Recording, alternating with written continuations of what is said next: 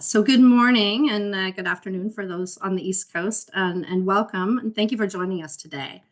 So my name is Kelly Knight, and I'm a professor of medical anthropology at the University of California, San Francisco, and serve as the UCSF lead for the research training and community engagement for Opioid Industry Documents Archive. And on behalf of the entire team at the Opioids Industry Document Archive, we welcome you to the second annual National Symposium. Next slide, please. The Opioid Industry Document Archive, or OIDA, as we call it, is a groundbreaking digital archive of documents arising from the opioid industry that advances understanding of the root causes of the epidemic and helps address corporate behavior that is harmful to public health. Winner of the Society of American Archivists Archival Innovator Award and co-created by the University of California and Johns Hopkins University, OIDA recently reached a 5 million document milestone, representing more than 26 million pages of archival material.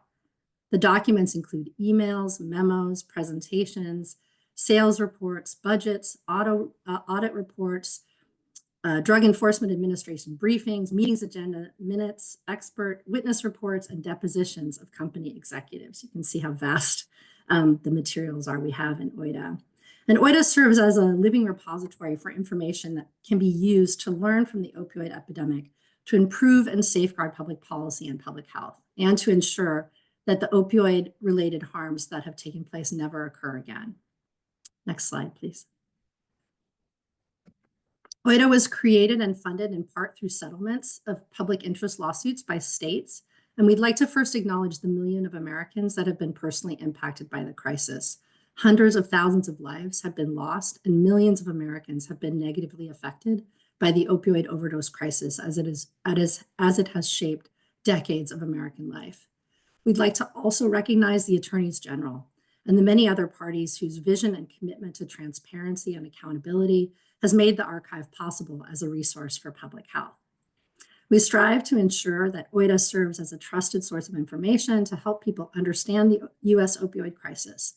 We're developing this digital archive, and it's supporting resources for the benefit of the public, including individuals, communities, researchers, journalists, policymakers, and others affected by the crisis. OIDA and its services are freely available to all. I'd also like to thank Kevin Hawkins and Amanda Norman, two members of the OIDA team that have worked especially hard to organize this year's symposium, as well as Kate Tasker, director of the Industry Documents Library at UCSF, and the broader team at UCSF and Johns Hopkins that are responsible for the archive's enormous reach and impact since its inception only a few years ago. And finally, I'd like to thank all of you and all the speakers that are participating in this year's events. Next slide, please. We recognize that 5 million documents or 26 million pages is a very large amount to ask users to browse using free text searches alone. And because of this, we continue to create resources to help with further exploration, teaching, and mining of the archive. Some of these, like opioid research guides, provide footholds for further exploration by identifying storylines and narratives accompanied by illustrative documents that we believe are ripe for further exploration. Other resources, like our curriculum library, are intended to support educators working to integrate the opioid epidemic into secondary, undergraduate, and graduate school curriculum. And others, like the OIDA image collection, provide an entirely new gateway into the archive with carefully curated and visually striking images.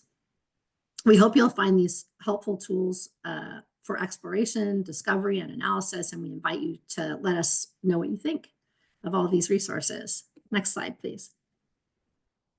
OIDA is supported by a talented team of archivists, and we are shovel ready to support you as you engage further with the collections. Although we're available at any time, we also will be holding office hours Tuesday, May 20th, as a follow-up to this event, where we will be available to field questions and assist individuals with learning more about how to maximize the value and impact of this remarkable archive. Today is the third day of the 3-day symposium. I hope you've joined us for the other two as well. They've been amazing and super educational. Today, we're going to focus on the role of historical analysis and artistic and advocacy responses to the industry's role in catalyzing and maintaining one of the worst public health crises in American history. Through presentations by our distinguished speakers and conversation, we'll delve into the critical importance that storytellers, historians, activists, artists, and community members play in creating public memory, and what lessons they can teach us about preventing future public health tragedies. Today, we honor memory and mark pathways for action and change. As far as the structure for today, we'll start with a keynote and question and answer with our keynote speaker, whom I'll introduce in just 1 minute. At 1 p.m. Eastern, we'll transition to our panel discussion, which will be led by Dr. Dan Kabella, and which will feature Domenic Esposito and Alexis Pleus. I'll introduce Dan at 1 p.m. and let them take the reins from there. Now, it's my true pleasure to introduce David Herzberg. Dr. Herzberg is professor of history and director of the Drugs, Health, and Society program at the University of Buffalo SUNY.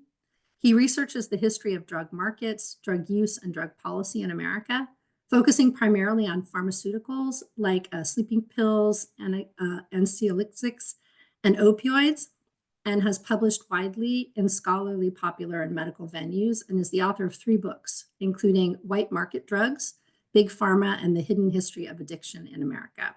He worked with the opioid documents before they were public as a historian, expert witness in opioid litigation. And with that, I welcome you, David, and we'll turn it over to you.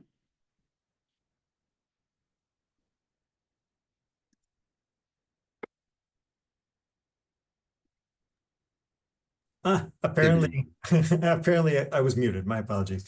So thank you for that introduction, and thanks for the opportunity to participate in this exciting event for this archive, which is really, truly remarkable institution. I have about 30 minutes to speak about this topic, which, let's see if I can share my screen.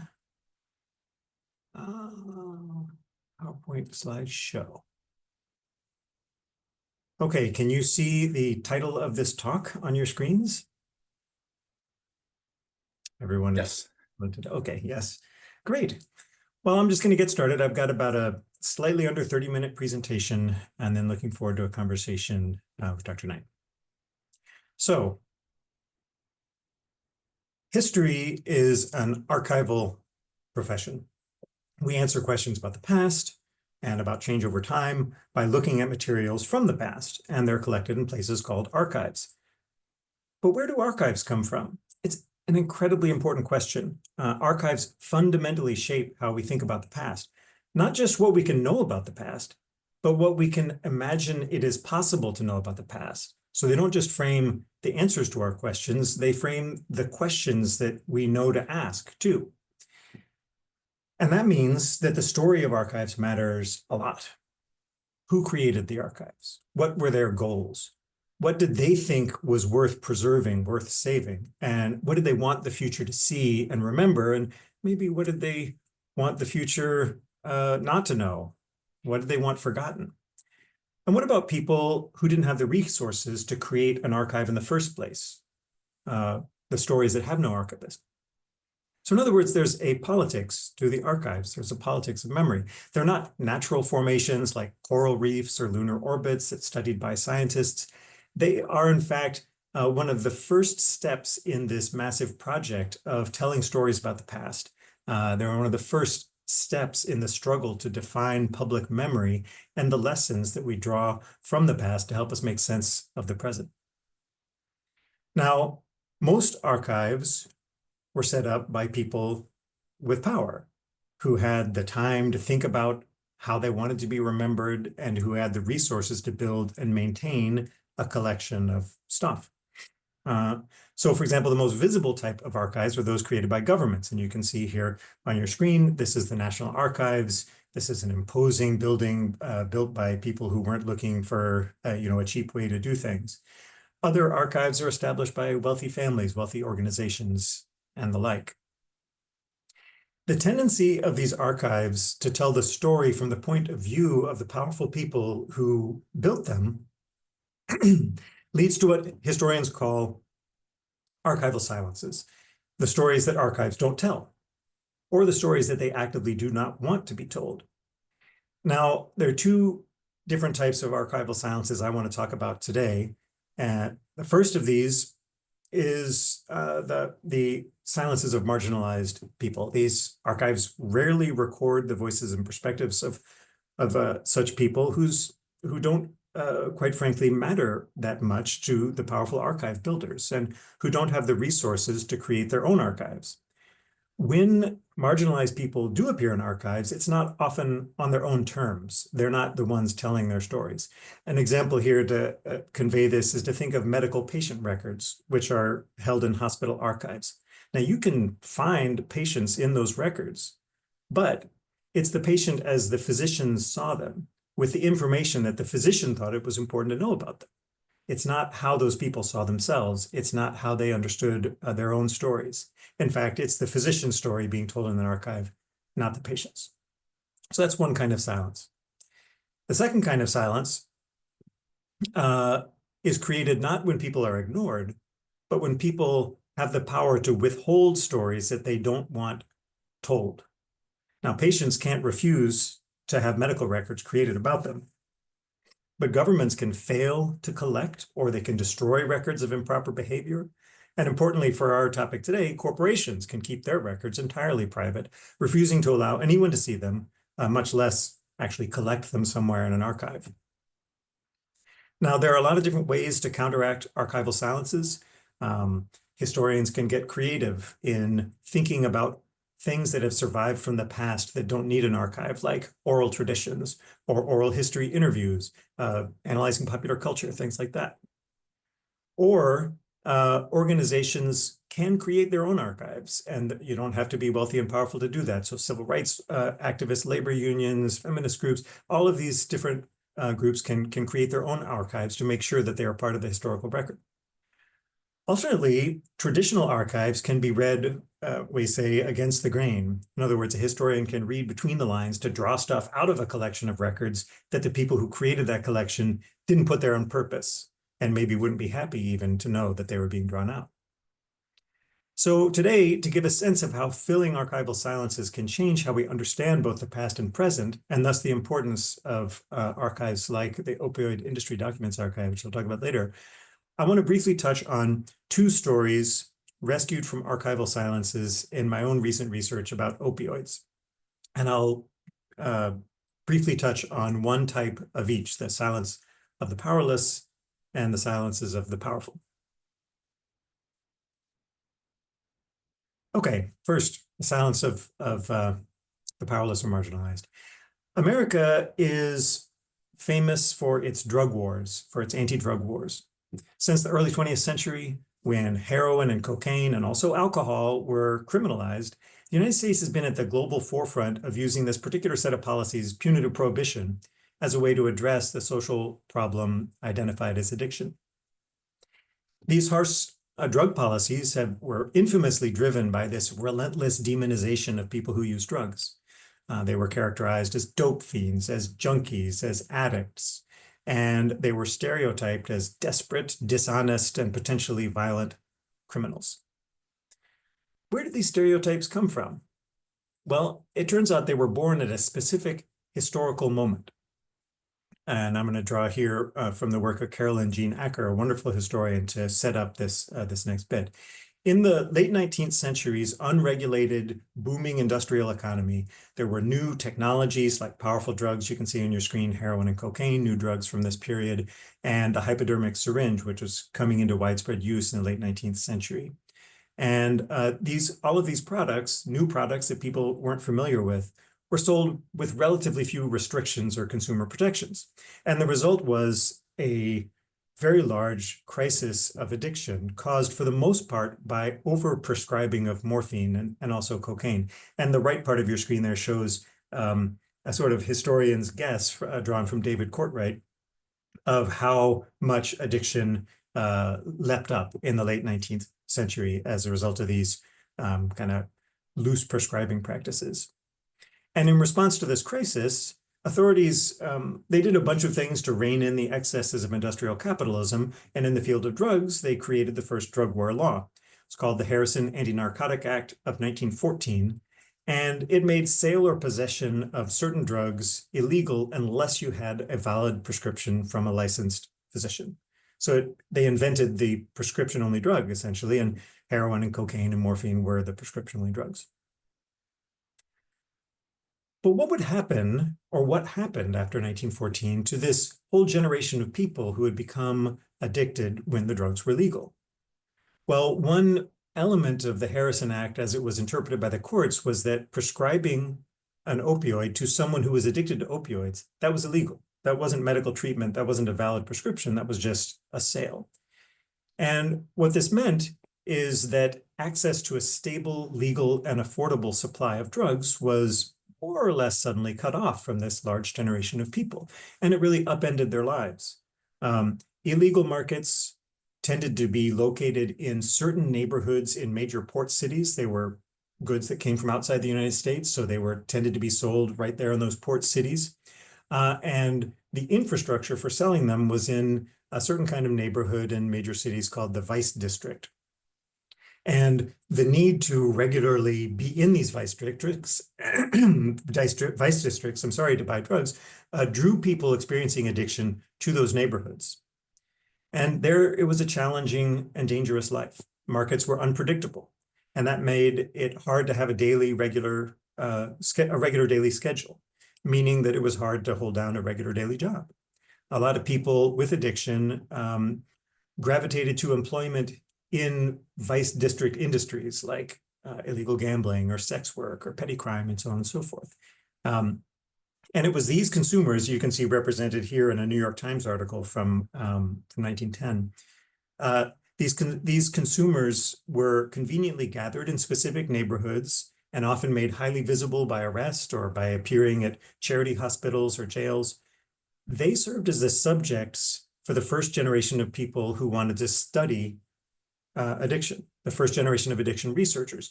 And those researchers took stock of this hustling lifestyle that they observed, and they tried to draw patterns about addiction from it. And they said, well, addiction causes an inevitable downward spiral, socially, economically, morally, until someone's in this utterly degraded state where they're committing these crimes and living in these terrible places. And this kind of person that they characterized became known as the junkie. And that stereotype of the junkie exercised enormous political and social power over the next century, up to and including today. We are all familiar with the stereotype, even if we have liberated ourselves from it. It's instantly recognizable.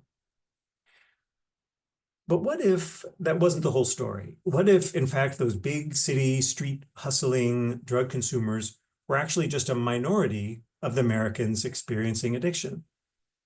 Well, how would we even know? Because all the archives we have, they were all built by the authorities who were the ones creating that junkie paradigm.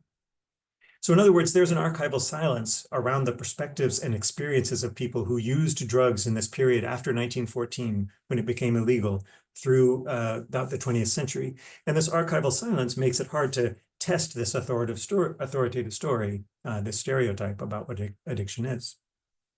So for a recent project, the book White Market Drugs, I tried to fill in this archival silence by reading two sets of federal records held in the most traditional of archives, the National Archives of the US, to read those against the grain to try to tease out some of these stories. The first set of folders was part of a collection whose purpose, the purpose of collecting these materials, was to document the Federal Bureau of Narcotics' triumphant crusade against evil drug peddlers and junkies. But some of the folders let slip a very different story. It showed government officials in the early 20th century approving the long-term legal prescription of morphine for some kinds of people experiencing addiction. These records make it clear, kind of unwillingly make it clear, that addiction didn't have to mean utter demoralizing social ruin. Instead, it could be a pragmatically managed health condition, with the people experiencing it contributing positively to their families and communities. I'll give some examples here. In this case, a traveling salesman was allowed to continue receiving prescriptions, even though he had no medical need for them other than addiction, because, quote, even if narcotics could be kept away from him, he would be extremely uncomfortable and unable to work to any good purpose for about a year. I have little doubt that he will be a better citizen as a legitimate addict than he will be if his supply is cut off. Another person was approved with the comment, he is now working, and his work will doubtlessly be done better if he receives a regular supply of morphine. In one case, prescriptions were approved explicitly to prevent the consumer from switching to illegal markets. Quote, even though this man has no physical disease requiring the use of morphine, the interest of society, as well as his own interests, would be better served if he is allowed to have 3 grains a day. Grains is an old-fashioned measurement for medicines. 3 grains a day so that he can attend to his business and be spared the demoralizing effect of dealing with peddlers. So just a few examples from this little collection. The second collection was a little bit later, so those were early 20th century. This is more towards the middle of the 20th century. And had letters from people who had been getting morphine prescribed to them from their physician when something interrupted their supply. So their doctor retired, or maybe their doctor died, or they moved and were in a new town. Or a lot of these letters are from the Great Depression. Maybe they had lost their job and couldn't afford to see the doctor anymore. And they were writing to the federal officials to say, will you give me a permit so that I can buy these drugs, or maybe, convince the new physician that this is okay, or maybe skip the physician altogether and just buy directly from the pharmacy. Now, federal officials always formally denied these requests, and that's what was documented in this file. But read against the grain, the records revealed just how widespread this practice actually was. One woman writing in 1940 said her mother had been getting morphine prescriptions for 56 years, 56 years. But now her doctor had died, and the new physician wanted written permission from federal authorities before he started to write prescriptions. Another woman wrote, oh, hang on a minute. I got all the way accidentally to the next slide. Another woman wrote, sir, we were requested to write to you because I am a morphine addict. Sir, I have been using them for the last 11 years. Now cannot receive them from the doctors we used to because we don't have the money to pay for the prescription and morphines. So this is one of these cases where she was asking permission to go directly to the pharmacy. In another case, a man who identified himself as a, quote, head blacksmith wrote to request a permit for his wife, who he said, quote, is and always has been a good Christian woman, a hard worker, has made a happy home. I love her beyond words. We are nice people in good standing. So it's not just the existence of these letters, but the fact that the people who were addicted to opioids writing the nation's top anti-junkie police officers and giving their names and addresses and stuff, and that they believed these permits existed, which they didn't, gives a sense of how common this kind of arrangement was. So what does that mean? What can we take from these stories that kind of start to fill in an archival silence? Well, most obviously, none of the people in these folders adhered to that junkie stereotype. They were members of families, they had jobs, they were accepted by their communities, and they were able to do all these things in part because, unlike their so-called junkie peers in major cities, they benefited from what today might be called medication-assisted therapy, a stable supply of the drug that helped them function. Now, while these stories are very difficult to find in the archives, my research suggests that this sort of person who was receiving morphine from a physician were actually an outright majority of people with addiction in the United States, up at least through the middle of the 20th century. So that, in other words, at the time that American policymakers were building the drug war based on these junkie stereotypes, the stereotypical person with addiction in the United States was in fact a law-abiding, family-supporting, respectable, small-town person. What would our drug policy have looked like? What would it look like if we could imagine this as the norm, or at least a norm, for addiction? How much freer could our imagination of drug policy be if we had always known, if it had always been common sense that addiction does not have to mean demonized criminality? So this shows the way that filling in archival silences can, by providing us a more complete story of the past, enable us to see more possibilities in the present. Okay, I'm going to move on to the next type of archival silence, the silence powerful. The experiences of those people who were using drugs during this first drug war period, they were missing from the archives because they didn't have the power to put themselves in. The little tiny glimpses I saw of them, that's not their whole stories at all. It's just enough that we know that they existed, which is itself a kind of a reclamation of an archival silence. At any rate, you have to read against the grain to find them. But others' stories weren't in the archives because people didn't want them to be told, and because they had the power to keep themselves out. And here I'm talking about the pharmaceutical industry, and especially opioid manufacturers. Now, everybody knows the origin stories of today's opioid crisis, right? Purdue broke through regulatory barriers, claiming that it had this revolutionary new technology that made its drug, OxyContin, non-addictive. And once they opened a hole in the regulatory scheme with this logic, the rest of the industry poured through that hole, and this mass hyperselling of opioids produced a public health crisis. Here's a question that few people were asking at the time when that crisis emerged. Why was this just happening now? Why was Purdue the first one to seemingly to try hypermarking an opioid? And it wasn't because OxyContin was actually a revolutionary new drug. Its active ingredient was oxycodone. Oxycodone was discovered in 1916. It had been around for almost 90 years. So why hadn't anyone done this before? Why did Purdue start it in the 1990s? Were drug companies before Purdue or other than Purdue like more ethical, more concerned for the public health? They're just more restrained? In other words, was Purdue a real outlier? Well, the archives didn't make it easy to ask this question because major corporations, especially pharmaceutical industries, don't donate their papers to archives. They don't let researchers in to look at what they themselves hold.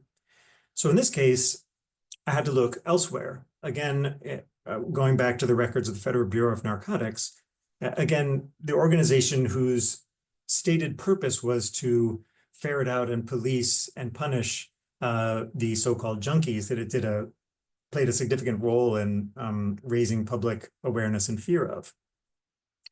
In those records, I found something surprising. And the FBN wasn't just this police outfit persecuting people who use drugs.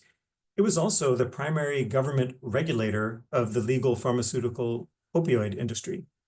And in this capacity, its enforcement records revealed that other drug companies had, in fact, tried to pull Purdue's trick before. They had done the thing of introducing a new opioid product, claiming it was non-addictive, and using that claim to try to evade regulatory restraints on how to sell. In fact, I learned companies had done this over and over and over and over again, starting almost immediately after that 1914 Harrison Anti-Narcotic Act that I spoke of earlier. It turns out that opioids are one of these molecules you can tweak out the wazoo, and whenever a new configuration was introduced, a new opioid product, there was this little trap laid because it was a new drug, and new drugs are used a little bit more cautiously. No one had gotten addicted to it yet because almost no one had used it.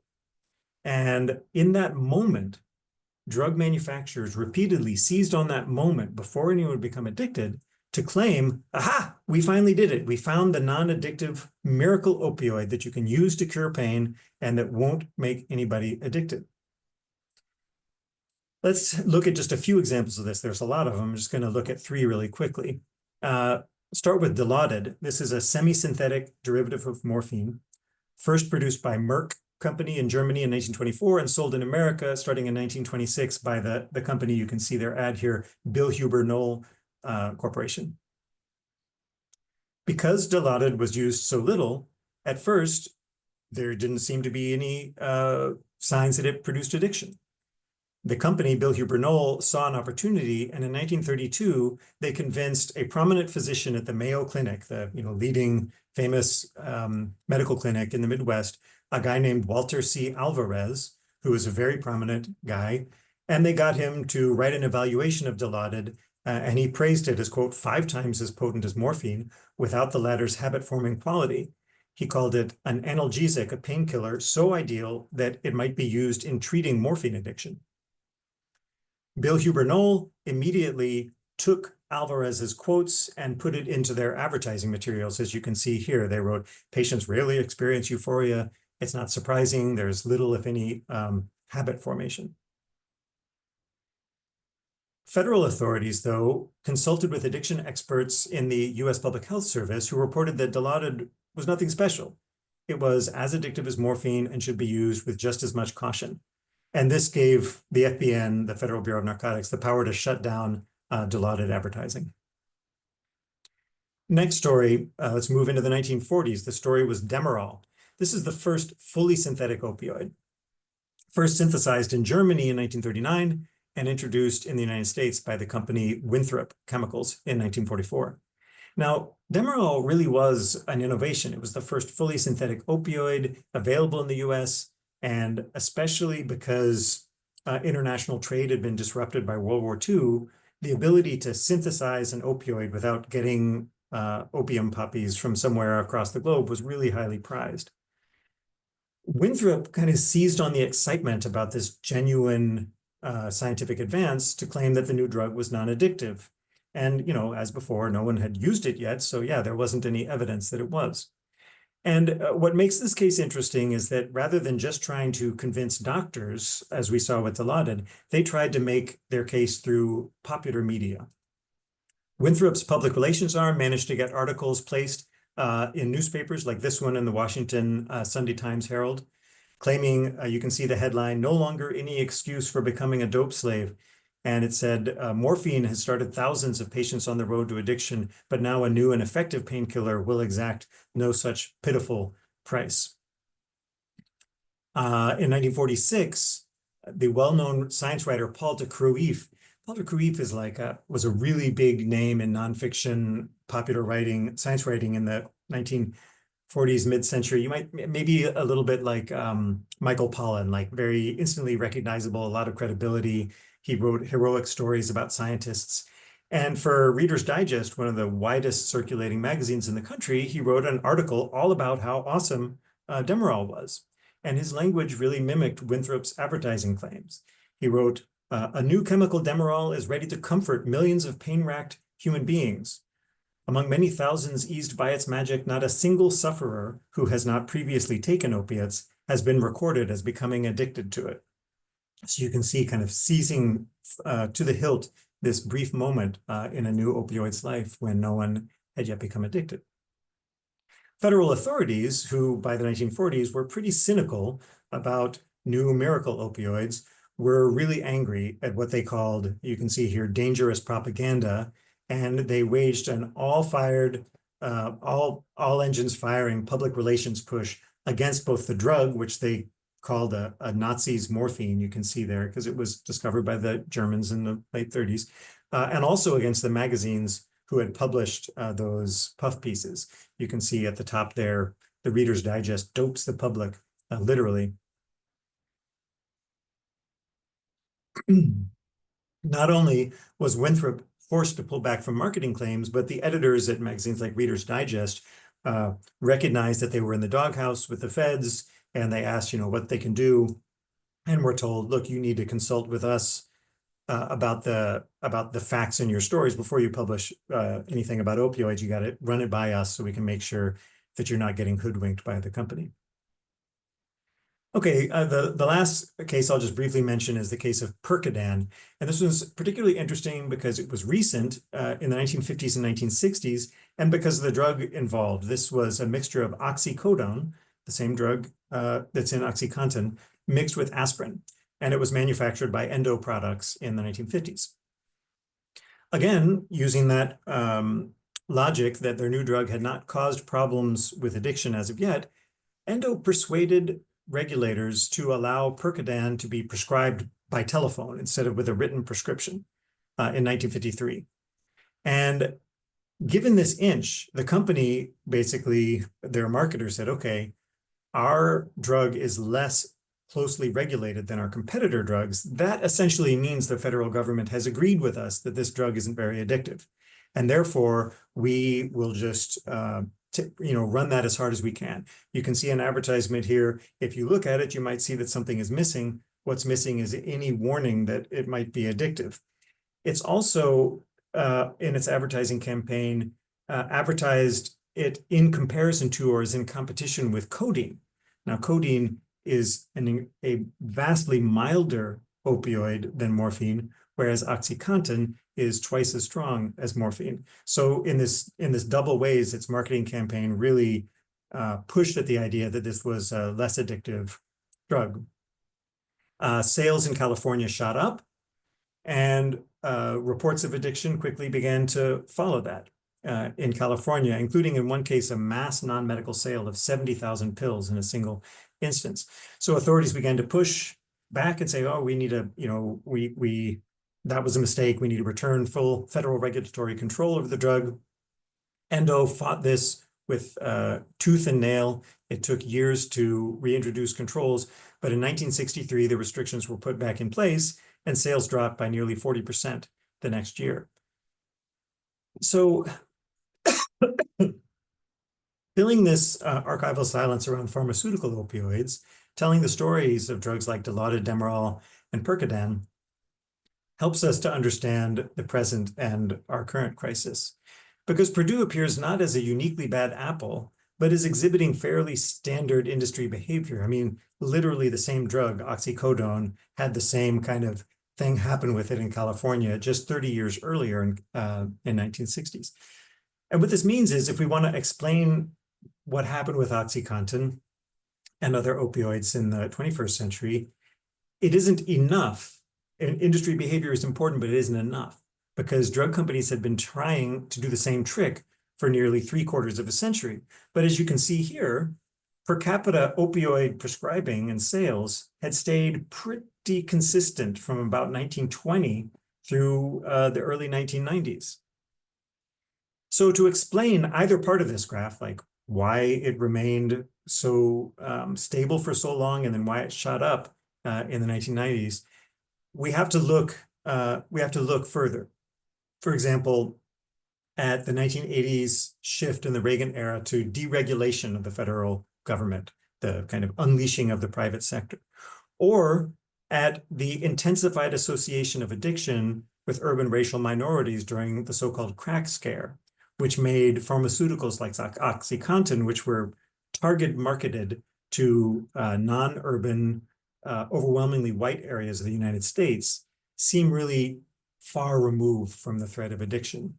So it's just a couple of places that we need to look, because while predatory corporate behavior was still the primary cause of the crisis, the full archival record helps us to ask what conditions were more or less successful in protecting the public against that predatory behavior, rather than trying to explain the nature of Purdue's distinctive evil, right? Or even of like the Sacklers' distinctive evil. The fuller archival picture tells a different story.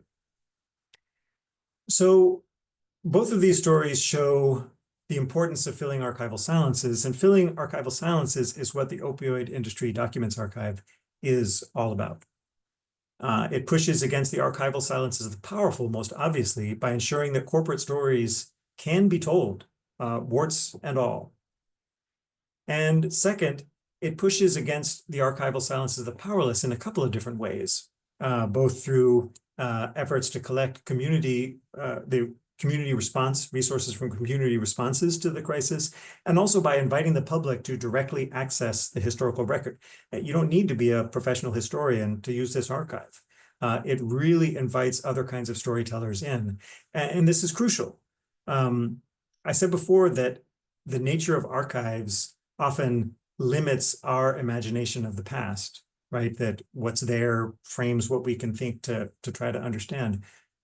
But our imagination is also limited by me, like by historians. We're a particular kind of person leading particular kind of lives, drawn to asking particular kinds of questions and drawn to telling particular kinds of stories. If we really want to understand and explore the many truths and perspectives of the past, we need the widest range of storytellers who are asking and answering the widest range of questions. We also, by the way, need those people to tell stories, not just to a few hundred people willing to read through dusty old academic books, but to the wider publics who also make sense of the present through their understanding of the past. So the Opioid Industry Documents Archive can help erase archival silences, but it can't do it without the people like the other folks that you're going to hear from today, who are eager to learn and to tell those stories, to tell many stories to a wide range of public. So I'm really excited to hear what they have to say and excited to have a chance to chat with Dr. Knight. Thank you.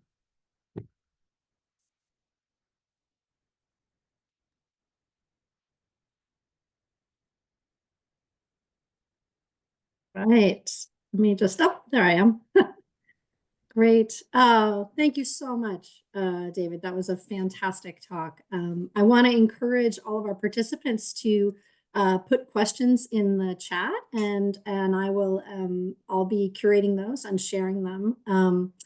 I I wanted to just get started by first acknowledging your statement around the opioid community crisis archive that we're working on here at UCSF, which is focused on sort of complementing some of the silences that we see by focusing on OIDA and the industry perspectives to really make sure that people who've been responding to the opioid crisis for many decades also have their perspectives shared, and so that those archives can really speak to each other, which is so critical to get a comprehensive understanding of the far reach of the opioid crisis and how these things connect. And one of the questions I had for you, it struck me that current research that we're doing in OIDA here at UCSF is also examining the way that pharmaceutical companies in the current moment or the more recent moment, which is what the OIDA documents reflect, really use the figure of the addict or the drug seeker as a really important sort of foil for or distraction away from focus on their industry practices that were perpetuating, irresponsible and dangerous overprescribing to Americans. And so I was really struck by the way, I loved how you set up the two silences, because they actually really speak to each other. That the early silences around sort of this construction of the degenerate, hopeless, or unredeemable opioid addicted person historically, and the way that is really still alive in the OIDA documents so critically. So I guess I just wanted to hear you first, sort of how do you think about it as a historian to make the public aware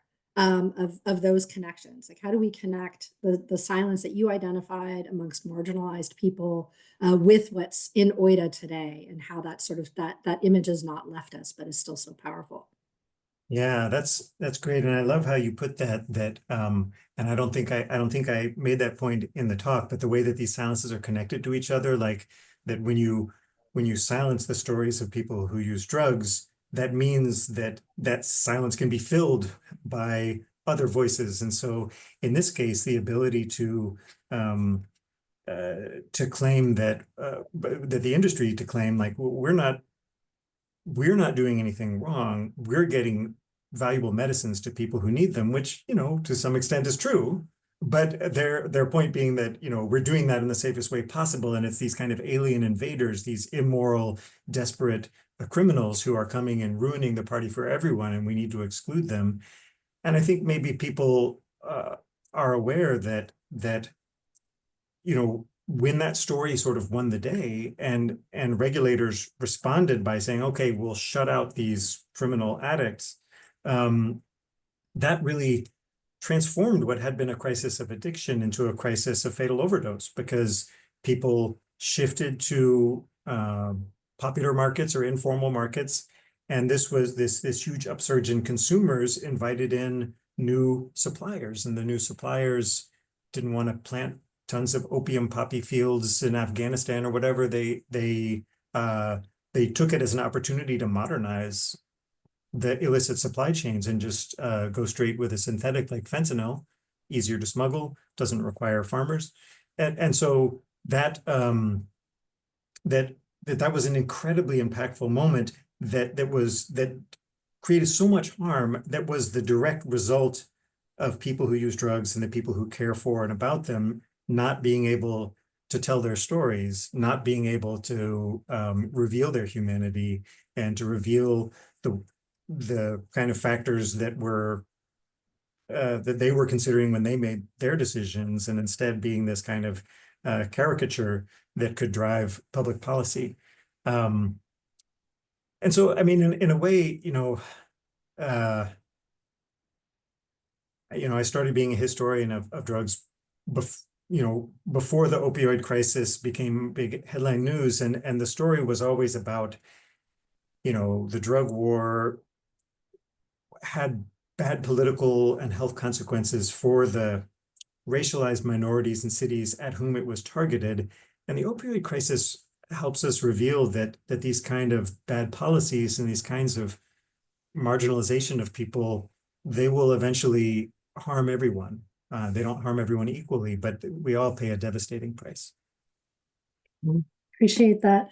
One of the other things that really struck me around the second piece of the sort of the silences in the pharmaceutical archive was really looking at this long array of what we sometimes call in the commercial determinants of health, the industry playbook of strategies to one that you focused on was downplaying, sort of repackaging science and downplaying the addictive potential of medications in order to make them more marketable or less regulated, and that this isn't exceptional. This is a norm, right, and has been a norm for opioids, much predating Purdue. And I guess I'm also thinking about because the Purdue case and in some sense the current opioid crisis is framed as exceptional so often, how do we use the tools of history to help educate the public and bring OIDA into this longer history? What are your ideas for that? For that sort of exercise to help people understand where this fits into the bigger picture. Yeah, I mean, it's a great question because, sometimes I like to think about the pharmaceutical industry metaphorically. I think, we're all people trapped in the North Pole, and we have a sled that can take us to warmth and food, but the only animals that we have to pull the sled are tigers. And, we need the tigers, but the tigers don't actually share a lot of interest with us, right? And so you want to be able to calibrate your we're not going to kill the tiger because, then we're not going to get the sled pulled. And so how do you tell these stories in a way that recognizes some just enduring facts about the purposes of corporations, right? That in the same way that we can recognize facts about opioids, that they cause certain predictable effects, and we can try not to dramatize and stigmatize those effects.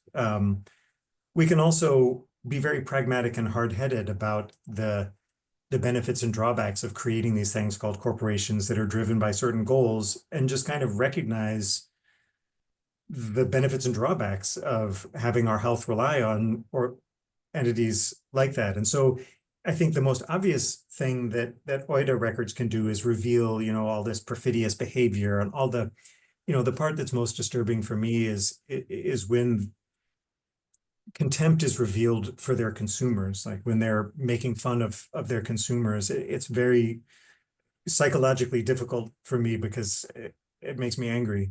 But that's not the only thing that's in there. I mean, in those archives, there are incredibly wonderful people who are part of this story that produced a lot of harm, but there's just a lot of people who care dearly about people experiencing chronic pain, and who were looking for levers to help these people that were suffering so much. And so really not substituting one hyper simplified story of junkies are evil with another simplified story, pharmaceutical companies are evil, and really trying to understand pragmatically what we need to do to safeguard the public health while getting people access to the medicines they need. It's the hardest thing of all to do in the drug policy arena, where everything is black and white outraged morality to just think pragmatically about these things. There's so much that we know how to do that can be effective, but the loudest voices aren't interested. Wow. Thank you for that. And that's a great segue, actually. I'm so happy that you brought up pain management. We have a question from the Q&A from the audience from a PhD student who's working with pain specialists as part of their project. And they are speaking to the embrace of buprenorphine. And I actually was thinking about this myself when you were talking about medications for opioid use disorder and this earlier moment where there was sort of a thought that that this should be a typical thing. You know, in that sense, it was morphine replacement therapy that you were speaking to, but along those lines, sort of, right, of how to manage the dependency and withdrawal symptoms to be more functional while dependent on opioids. But the question is, do you see any role of predatory corporate behavior playing in the rise of buprenorphine, and how do we sort of think through both the solutions from a provider's perspective? Because providers, as we see in the in the OIDA documents and also in your work, are frequently the targets or the channels through which industry behavior gets played out. Any thoughts on that? Yeah, I mean, I can say a little bit about this, but I'm definitely not the best expert on this particular question. There is I do have a colleague, Emily Dufton, has got a new book coming out that I'd encourage everyone to check out when it does, that looks at the addiction treatment industry, or as a kind of a business history of addiction treatment, which teases out a lot of these elements. And I would just say that anything that can be monetized has the possibility of getting swept up in one of capitalism's fads, and so it's entirely possible for buprenorphine both to be an incredibly useful and effective drug for pain and addiction, and for that promise to be sent in a dangerous direction by people who want to make a profit from it. And how you thread the needle between those two, there is no way to permanently establish safety. This is like a housekeeping thing. This is like doing the dishes. It is something that just requires continual vigilance. There's always going to be innovation on the part, in the classic sense that we think of it, was businesses, oftentimes bad innovation, but there's also going to be innovation, social innovation, consumer innovation. And so that's why this attitude of pragmatic approach and thinking about buprenorphine from the perspective of, well, it's neither a savior drug nor an evil thing that needs to be eliminated, but sort of like it is, one of the things that in our human condition, there's always pluses and minuses. How do we gauge it? How do we figure out what we want out of it? And how do we guard against what we don't want? And how do we stay on the watch over time? It's a definite challenge. And I think the first step in the challenge is just recognizing it's a challenge, it's a permanent challenge, and we just need to have part of what we do be to always be on that, Yeah. And just the last question, we'd love to hear just briefly, what voices do you think are missing in the archives of the current opioid epidemic? Who do we need to be attending to?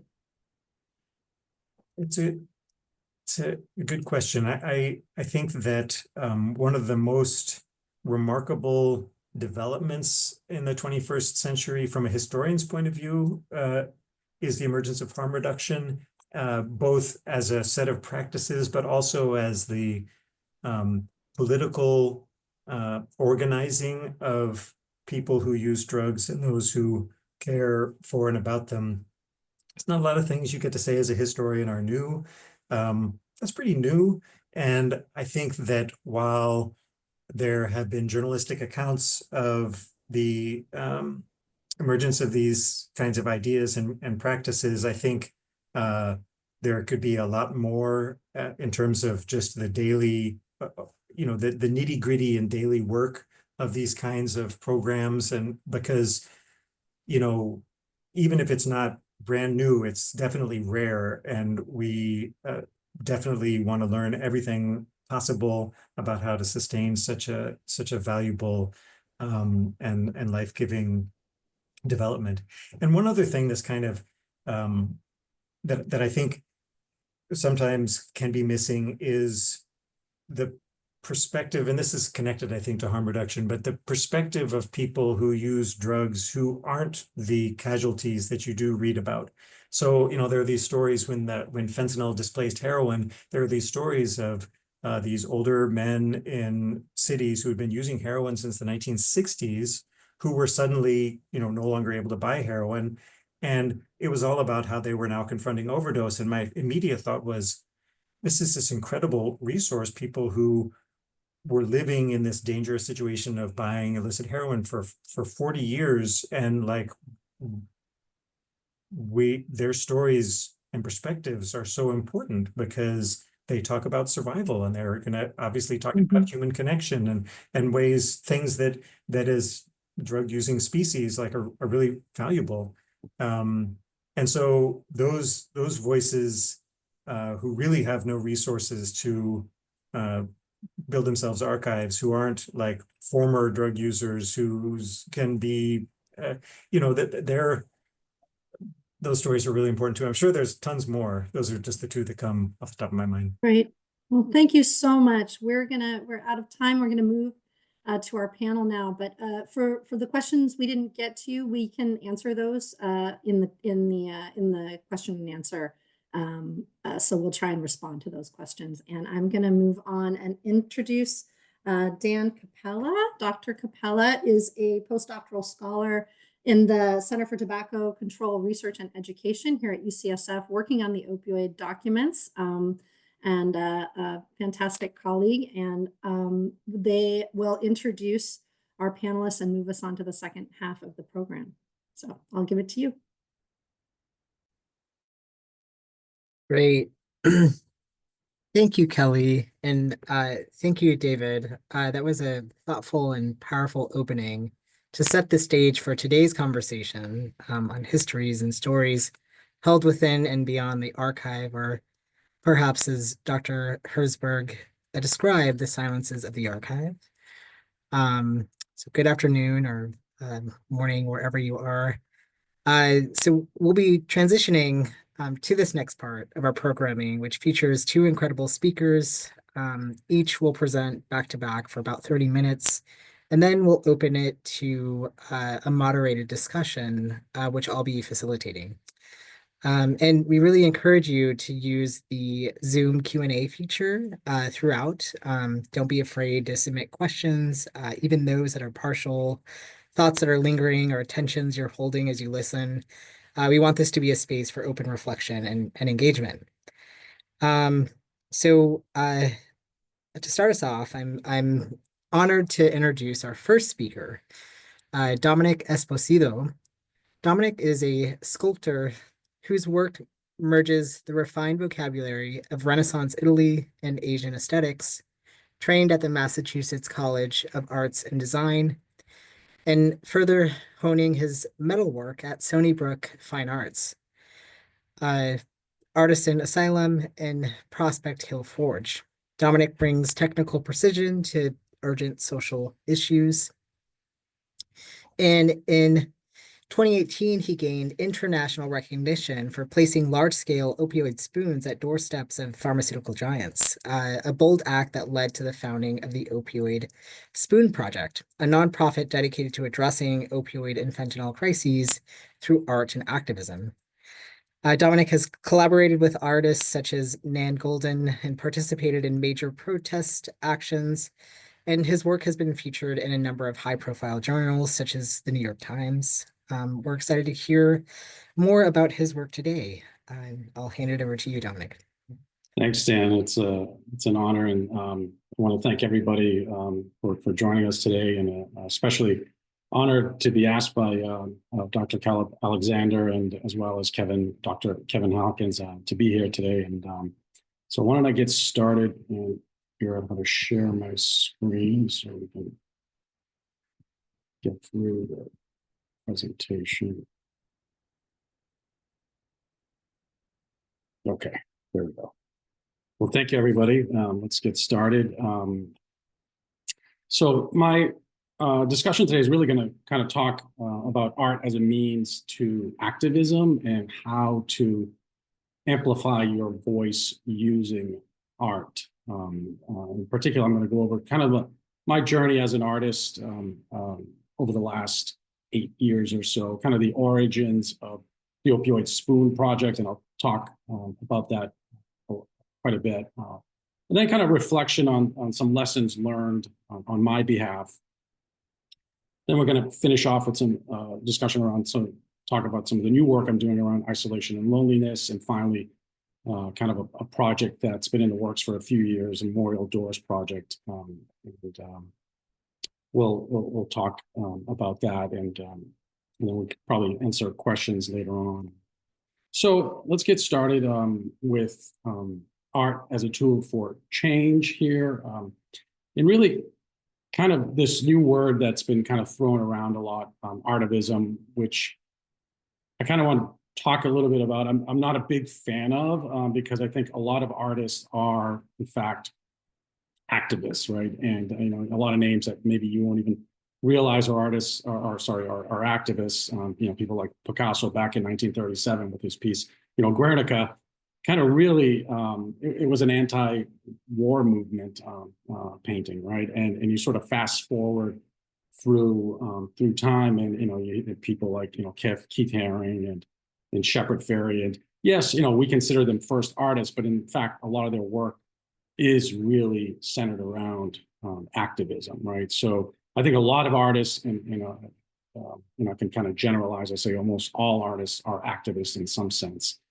And then you have the more vocal ones over the last 20 years or so, you know, Pussy Riot, Guerrilla Girls, right? I mean, these are, you know, you sort of think of them more as activists than artists, but in fact, they are performance artists as well. So art as a medium for expression and activism, it provokes thoughts, it stirs emotions, inspires action, really, and that's really what I'm trying to do here with my art, and it amplifies marginalized voices. I think, you know, David earlier today, you know, earlier in his speech, talked about those marginalized voices and a lot of questions around that, and I sort of see the work that we're doing with the Opioid Spoon Project really amplifying those voices. And I'll give you an example. This, you know, the spoon that's up here now is, I think, was our second drop, and I'll get more into the details of what that means. But you know, we dropped it in front of Rhodes Pharmaceutical down in Coventry, Rhode Island, in February of 2019,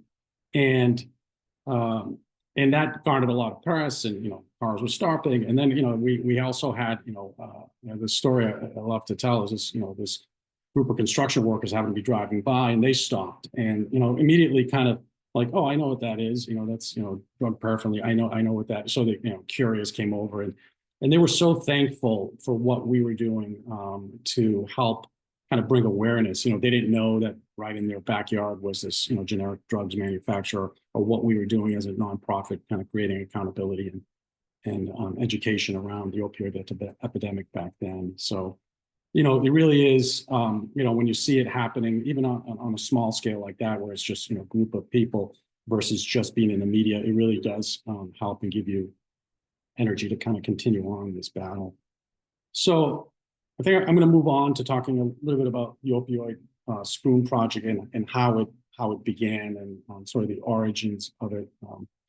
It was inspired by a family member's experience, namely my brother, who's been dealing with substance use disorder for the last, let's say, 18 years now. And it was this sense of kind of frustration on the family's behalf, right? And as we all know, it's a disease that it's not just the person affected with it; it's the entire family that sort of lives with it. And so it was this sense of hopelessness on my behalf, anger as well, and kind of discovery, really, about how we got into this mess in the first place. Really, and it was, you know, how can these corporations get away with it? And also anger towards the government at that point was like, you know, there was really, it was really difficult to even get help, right, back in 2018.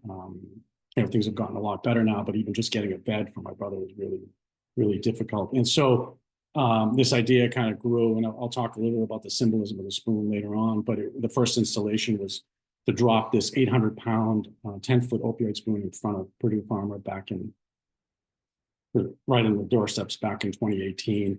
It created a lot of media attention. You know, we were followed by, I think Dan spoke about this in the New York Times, but we went international as well, and it was great. But I think what sort of made me sort of rethink, I thought this was going to be kind of a one-shot deal. Was sort of the public outcry or the people sort of reaching out to me via Facebook and Messenger later on that evening. And it was hundreds of families reaching out to me, kind of encouraging me to continue to battle. And, here I am, this, lone person doing this work, and knowing that there's entire families out there. And that really was the beginning of why we decided to really kind of create it as a nonprofit, if you will. We also did it as a nonprofit, as a 501c3, also for transparency's purposes. We wanted to make sure that people knew what we're about. There was a single messaging there. Also for funding, it was much easier to raise funds to continue this venture. And also for messaging, really. We had one mission statement. We knew what we were focused on, which was really about, showcasing who's accountable for this for this epidemic, and also education, right? And we'll talk a little bit more about what I mean by education and messaging. Public art as activism, so activist art in public spaces, and these are large scale sculptures, right? So they really have this kind of visceral response. They're really heavy. You sort of need a couple of people to move them around, but I sort of thought of it as kind of really breaking boundaries. We're kind of taking art outside of the gallery, outside of the normal kind of museum space that you sort of think about when you think about art. Yes, I mean, there's sculptures in public parks, and and there's murals you can see. These installations they weren't permanent, right? So these were this is in fact the one that you see here is Johnson & Johnson in New Brunswick, New Jersey, in September of 2019. So they really created energy, right? They were only there for a few hours, but it was enough to get, energy created around that spoon. You can argue, why is that energy there? Really, maybe it's the press, it's the media, someone who's covering it, but it does create this sort of what I call disruptive art. It allows you to kind of create dialogue then around what's happening, right? And it wasn't just dropping the spoon, and I'll get into this a little bit further in the presentation about our public PR releases and how we crafted those, and the importance of kind of being on message. So we're called symbolism and activism and the power of symbols. And I think there's a lot of art that we can look at that has that sort of symbolism, right? Whether it's from Keith Haring during the AIDS epidemic crisis, but there is definitely like symbolism. I'll talk a little about why I chose the spoon. And the spoon for me was a really sort of personal object. My brother had been kind of doing well at that point, and then relapse and doing well, and so it's this kind of it's this up and down, right? And you never quite get used to it, and it is something that's part of the history of substance use disorder. And as a family member, it was really hard to be there. And first he's doing well, and then he relapses. And so my mom, during one of those periods, would call me screaming, and she had found burnt spoon in the house, and that sort of was this was really just drama and for me, really. And so that's why the spoon. There's also like the other question we get a lot is why in front of a pharmaceutical company? Why wouldn't you put a hypodermic needle or something like that? And I think it really is at that point, a lot of drug use really kind of started with synthetic opioids, right? People don't wake up and say, okay, you know what, I want to try heroin. It's kind of dirty and disgusting, right? And so, entails a lot of work. And so you start off with the synthetic opioid, and then you move your way into, what happens is substance use sort of moves into the spoon. And so the spoon becomes the after effect of what Purdue and the other pharmaceutical companies kind of created, right? So that's the point of why I chose the spoon and why so large. It really, I wanted it to be, hard to move. I didn't want people to just kind of come in there and pick it up. And this is the spoon that was in front of Purdue Pharma, and they had to close the street down to bring a bulldozer in to kind of pick it up, and it was a very heavy piece of art, and so that creates this gravitas, or whatever you kind of want to refer to it. So it's also about, I'll finish off this slide, but I want to talk about the kind of strategic placement with art. You also want to make sure that it's in a place that going to have maximum impact, right? So does that mean, if I had put the spoon in a gallery, would it really have gotten that much impact, versus, blocking traffic in front of, Purdue Pharmaceutical Roads or Johnson & Johnson or the FDA that we did driveways. So it really is about kind of impact and creating that energy around the symbol of the spoon. Talk a little bit about sort of the journey of the spoon. And so we did in total 4 demonstrations, or 4 drops, if you will. It was Purdue Pharmaceutical, Roads, Johnson & Johnson, and the FDA. Sorry, not in that order, but that's what we did. And those really kind of took, it seems obvious right now, kind of looking back at that time period. Okay, those were the obvious culprits, right, if you will. But back then, there really wasn't a ton of research around what was happening and how we got into this mess. And my background was, before I became an artist, which was kind of news to a lot of people, was in finance. And in finance, I was sort of used to kind of doing a ton of research. And we had teams that would do all this research on companies before we invested. And I sort of took that same approach to doing the research that we were doing to target these groups and so these companies. And it wasn't just me; it was the volunteers. And I think Ellen Mack, maybe she's in the audience here, but she was one of our volunteers and she can tell you we would really kind of focus in on a target and do the research. And going back as far as we can and then kind of summarizing that in a lot of our PR releases. So our PR releases really were calling attention to the research that we had done. Now, at that point, a lot of it was through the internet. I'm glad things like the opioid industry archives are now exist, and someone's putting us all this stuff together, and it's just amazing work to hear.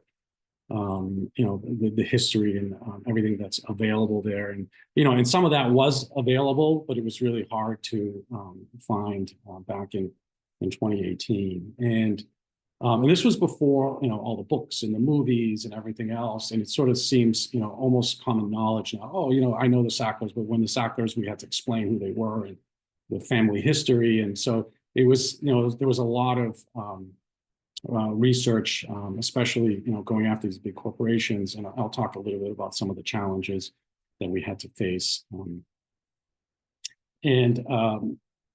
We moved on from doing the drops, if you will, the demonstrations, to a new project. Having done all these drops over, demonstrations over the last couple of years, we had met so many families that have lost. Families of loss, and that really kind of stuck with us. And sort of how do we remember all those stories? And the first thing people would tell me is like, as soon as I met them, whether it was at one of the demonstrations or their own demonstration, a story about their child or sibling or someone who they lost, and I was like, how do I memorialize that? And so we came up with this project, and we sort of put it out on Facebook to see if there was any interest, and it was sort of overwhelming, the interest we got, and we called it the Memorial Spoon Project, the Honor Tour, where we took a blank spoon, and you'll see that's the one there in the photo, and we Took that spoon to 15 cities across 11 states, and every place we went, we had a group of, whether it was part of the community or people of loss, who would organize around it, and we had people sign the spoon. Long story short, the spoon was completely filled by the time we finished, and we ended in Philadelphia. We went as far north as, in fact, we went to Binghamton, New York, and you'll hear from Alexis Pleus, and that's where we met Alexis, because she was one of our, she sponsored us in her community, which was great.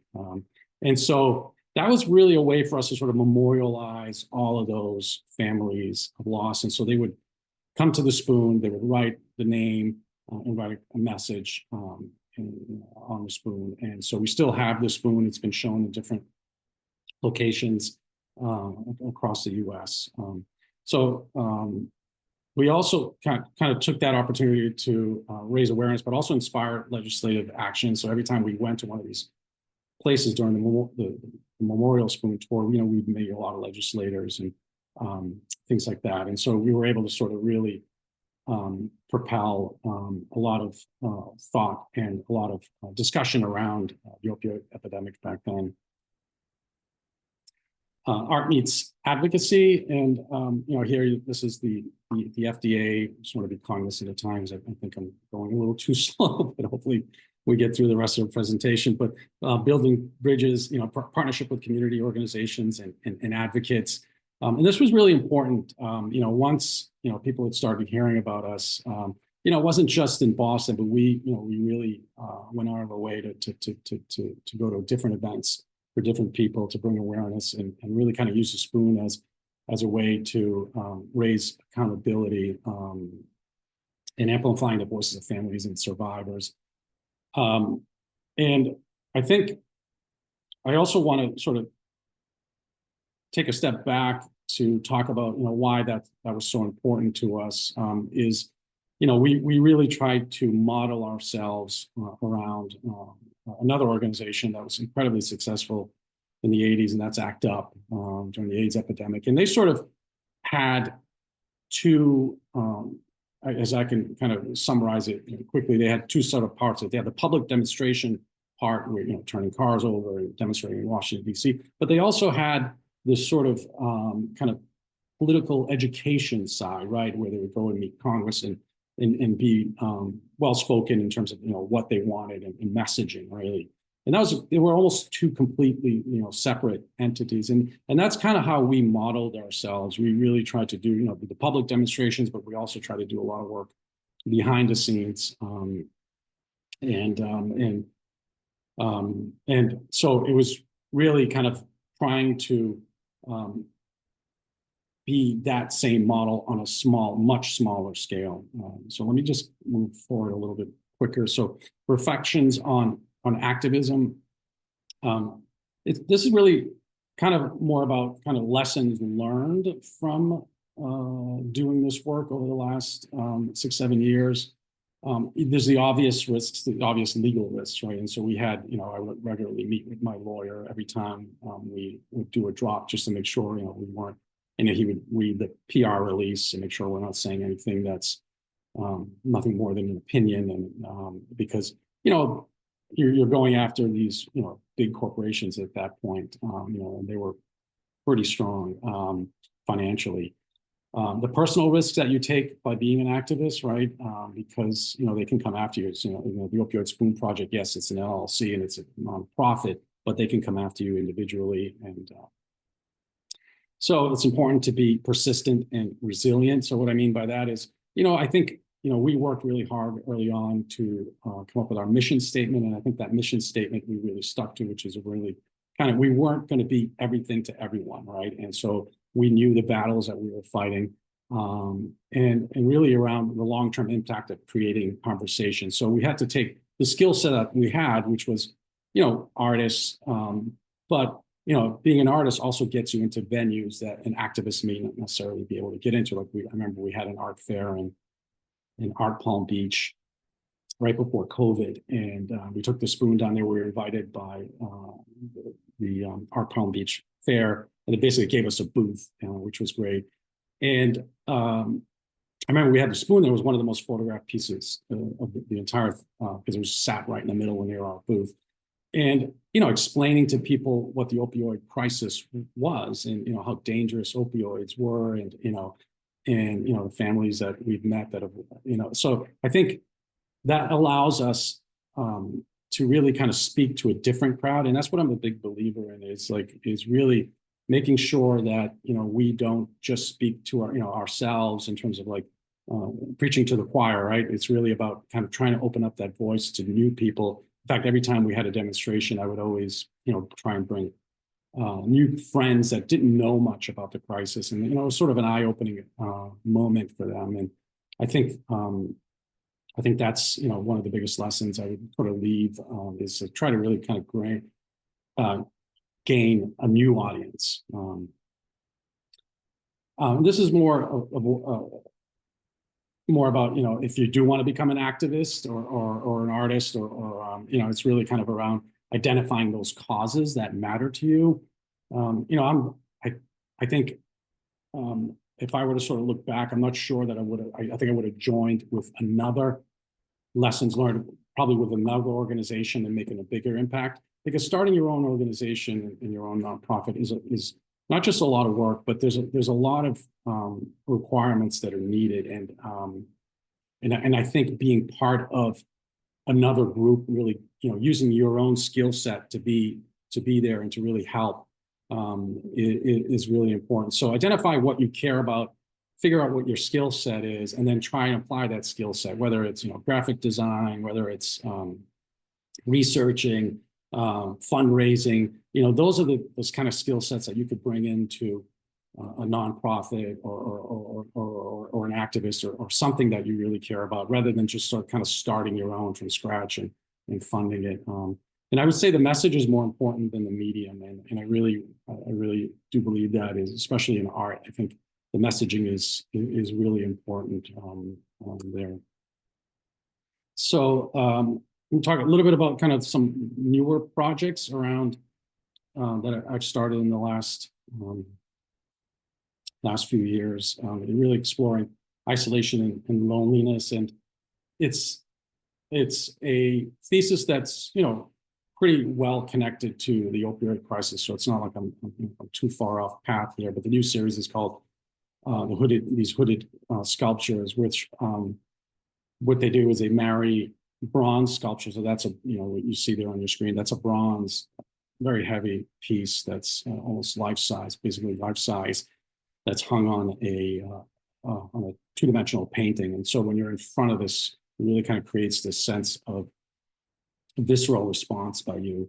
And I think with isolation and loneliness, it's something that, mental health in general is something that we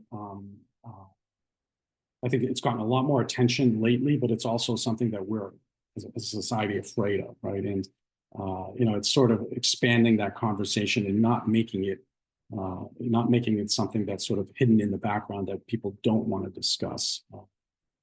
So that's the hooded, and you can see a lot of that new work on my website. I don't have anything here on the other project, but you can go to the website later if you choose. It's the Memorial Doors project. It's really kind of in an infancy stage, and it's really a way for us to try and memorialize the stories of loved ones that have been lost to the opioid crisis, but the positive stories, right? So if you picture these 12-foot doors in the middle of a park, that each panel of the door would have a bronze sculpture in relief form of some moment in time that you remember of your loved one. And it's quite powerful. We've had the first one made already, and we're going to try and get that started. We don't really have a home for it, so it's really in early stages there. So in conclusion, I think art really is a hammer to shape society. I think this quote I read earlier is, is it a mirror on society? No, I mean, I think it really is art. Art is a hammer to shape society, really. It's a way for us to shape what we want, right? It has the potential to inspire action and change. The Opioid Spoon Project, as an example of impactful activism, really is a way for you to sort of, for us, really to get the word out, and in both in accountability and also in education. And education means public speaking engagements, whether it's universities that we do or libraries and whatever we can sort of we get invited to. We do a lot of public speaking as well. And I encourage people to explore their own role as an artist or as an advocate, really. And that doesn't necessarily mean that you need to be the next Picasso. It just means that, use your skill set to help maybe other projects that are out there that need it, right? And so, we're always looking for volunteers to be part of our group. And I just want to finish off by thanking the opioid industry documents archive and all the work that they've done. It's pretty remarkable to have something like that. And I wish we had something like that back when we were doing this in 2018. And I think there was pieces of it out there, but it was really hard because I think it's organized. It's incredibly well organized in terms of the images, which is just an incredible archive of images, the research, and then you can find so much stuff. And I think with any research that you do, the easier the interface, which they've really kind of been able to sort of accomplish that with their interface. It's just amazing venture, and I'm glad to be here. Thanks, Dan. I think great. Thank you. Thank you, Domenic, for that presentation. You've given us a lot to reflect on, especially around the role of strategic placement and visibility in public action and reaching diverse audiences with your arts, and even tips for becoming an artist, an activist and an artist. And I have many questions, but we'll hold those to the end. So let's transition over to our next speaker, who I'm pleased to introduce, Alexis Pleus. Alexis is a licensed professional engineer with over 25 years of experience in design and construction industry. She has served as a corporate trainer for more than 2 decades and spent 9 years as an adjunct professor in the civil engineering program at SUNY Broome. In addition to this professional work, Alexis is also an artist, a writer, public speaker, community organizer, and dedicated volunteer. The role most central to Alexis's life has been being a mother, and a deeply personal loss has led to create a remarkable nonprofit organization called Truth Pharm that is firmly rooted in principles of harm reduction and deeply committed to social and racial justice as it works to address the ongoing overdose crisis. Alexis leads by listening to those with lived experience, allowing their stories to guide the organization's mission and impact. And for Alexis, the greatest gift of Truth Pharm has been the chance to help save lives and to build a more compassionate response to one of the most urgent public health issues of our time. And with that, Alexis, please take it away. We're excited for your presentation. Thank you so much. I appreciate the introduction, and I appreciate the invitation so much. I did already hit share screen on my slides, but it always takes just a minute for it to come up. But as mentioned, my name is Alexis Pleus, and I started an organization called Truth Pharm. We're in Binghamton, New York, so that's a little south of Syracuse, if anyone's familiar. We're in upstate New York. And we have a statewide and a national reach and presence as well.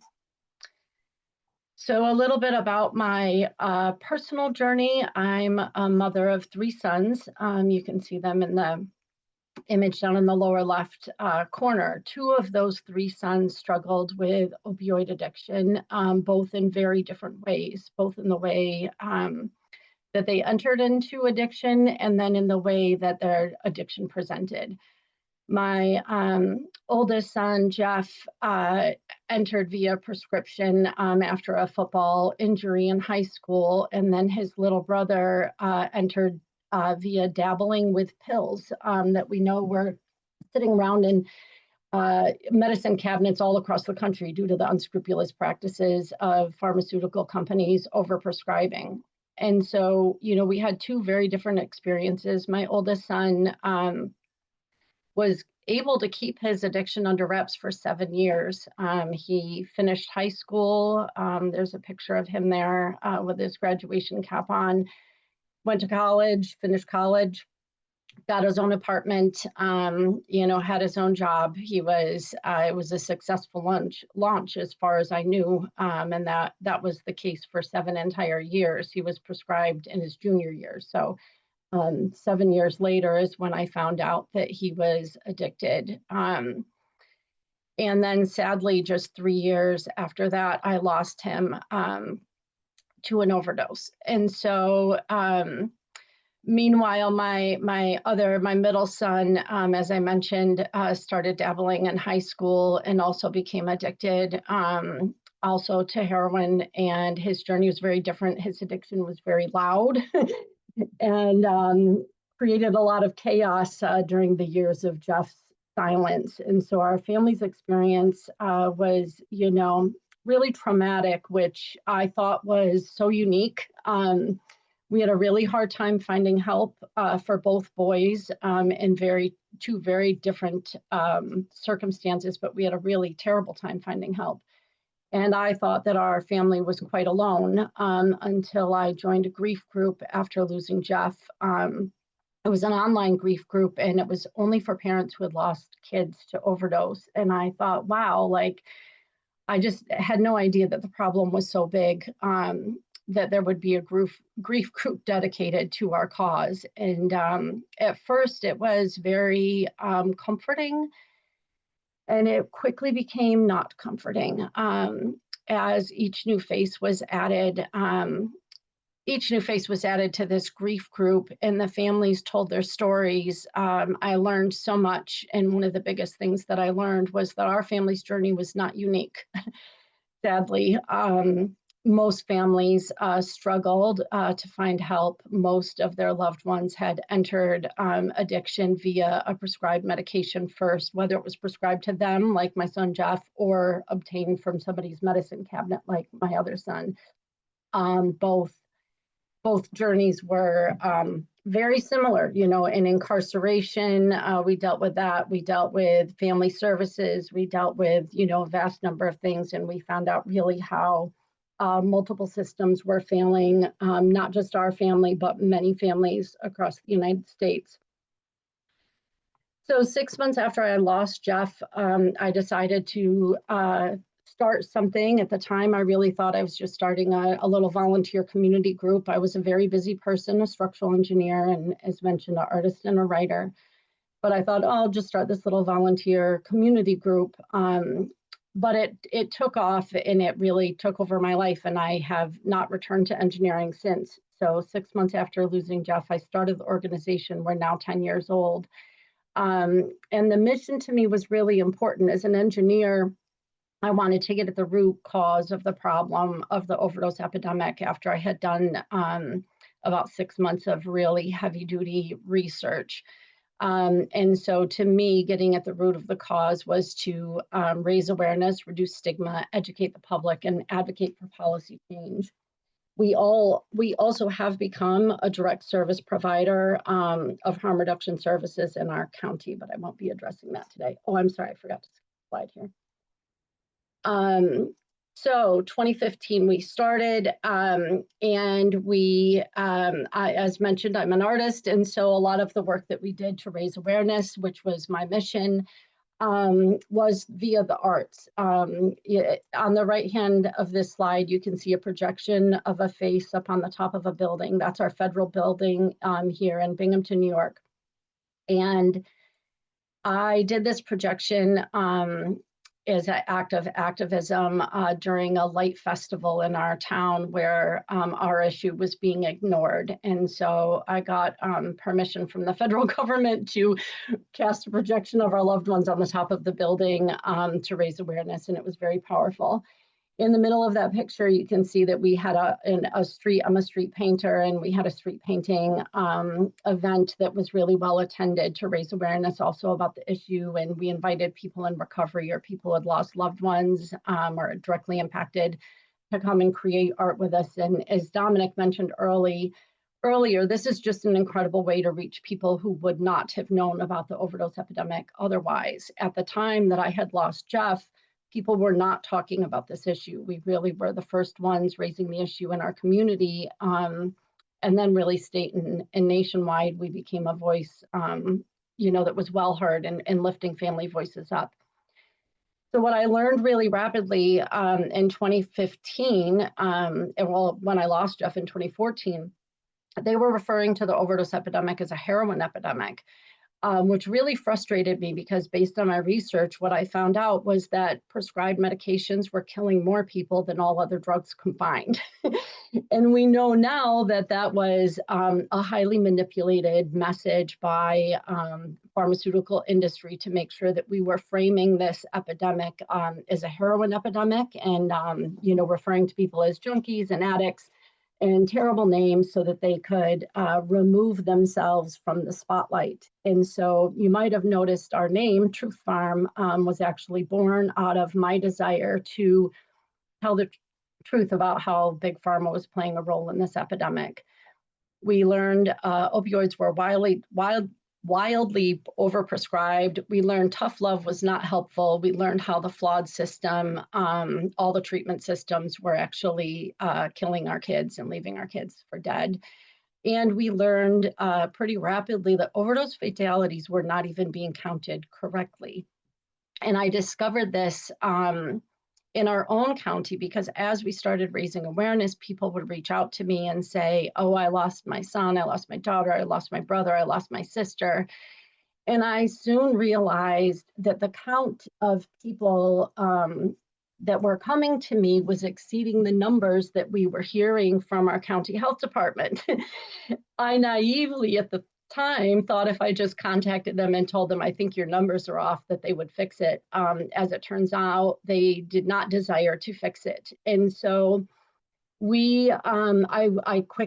say all the time, I'm an accidental activist. They turned me into an activist by denying the truth to the community. And so we began chalking bodies all over our county in 2016 to try to get the county to count overdose fatalities correctly and to elevate the issue in our community. And then they still wouldn't listen. And around the middle of 2016, they released their overdose fatality numbers for that year. I think it was like June. And they said it was 16 or 17 people who had died of overdoses. And I had a count of 31. And so I was so mad realizing that they weren't counting our overdoses correctly that I thought that we should have an event for Overdose Awareness Day.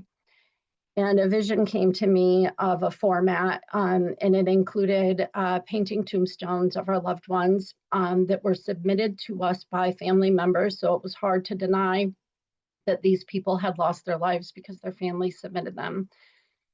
And paint these tombstones for each loved one. And we came together and did that in 2016. And then on International Overdose Awareness Day, we met downtown. I was so shocked because this was all pulled together in about a month's time. And about 350 community members showed up. It was just incredible.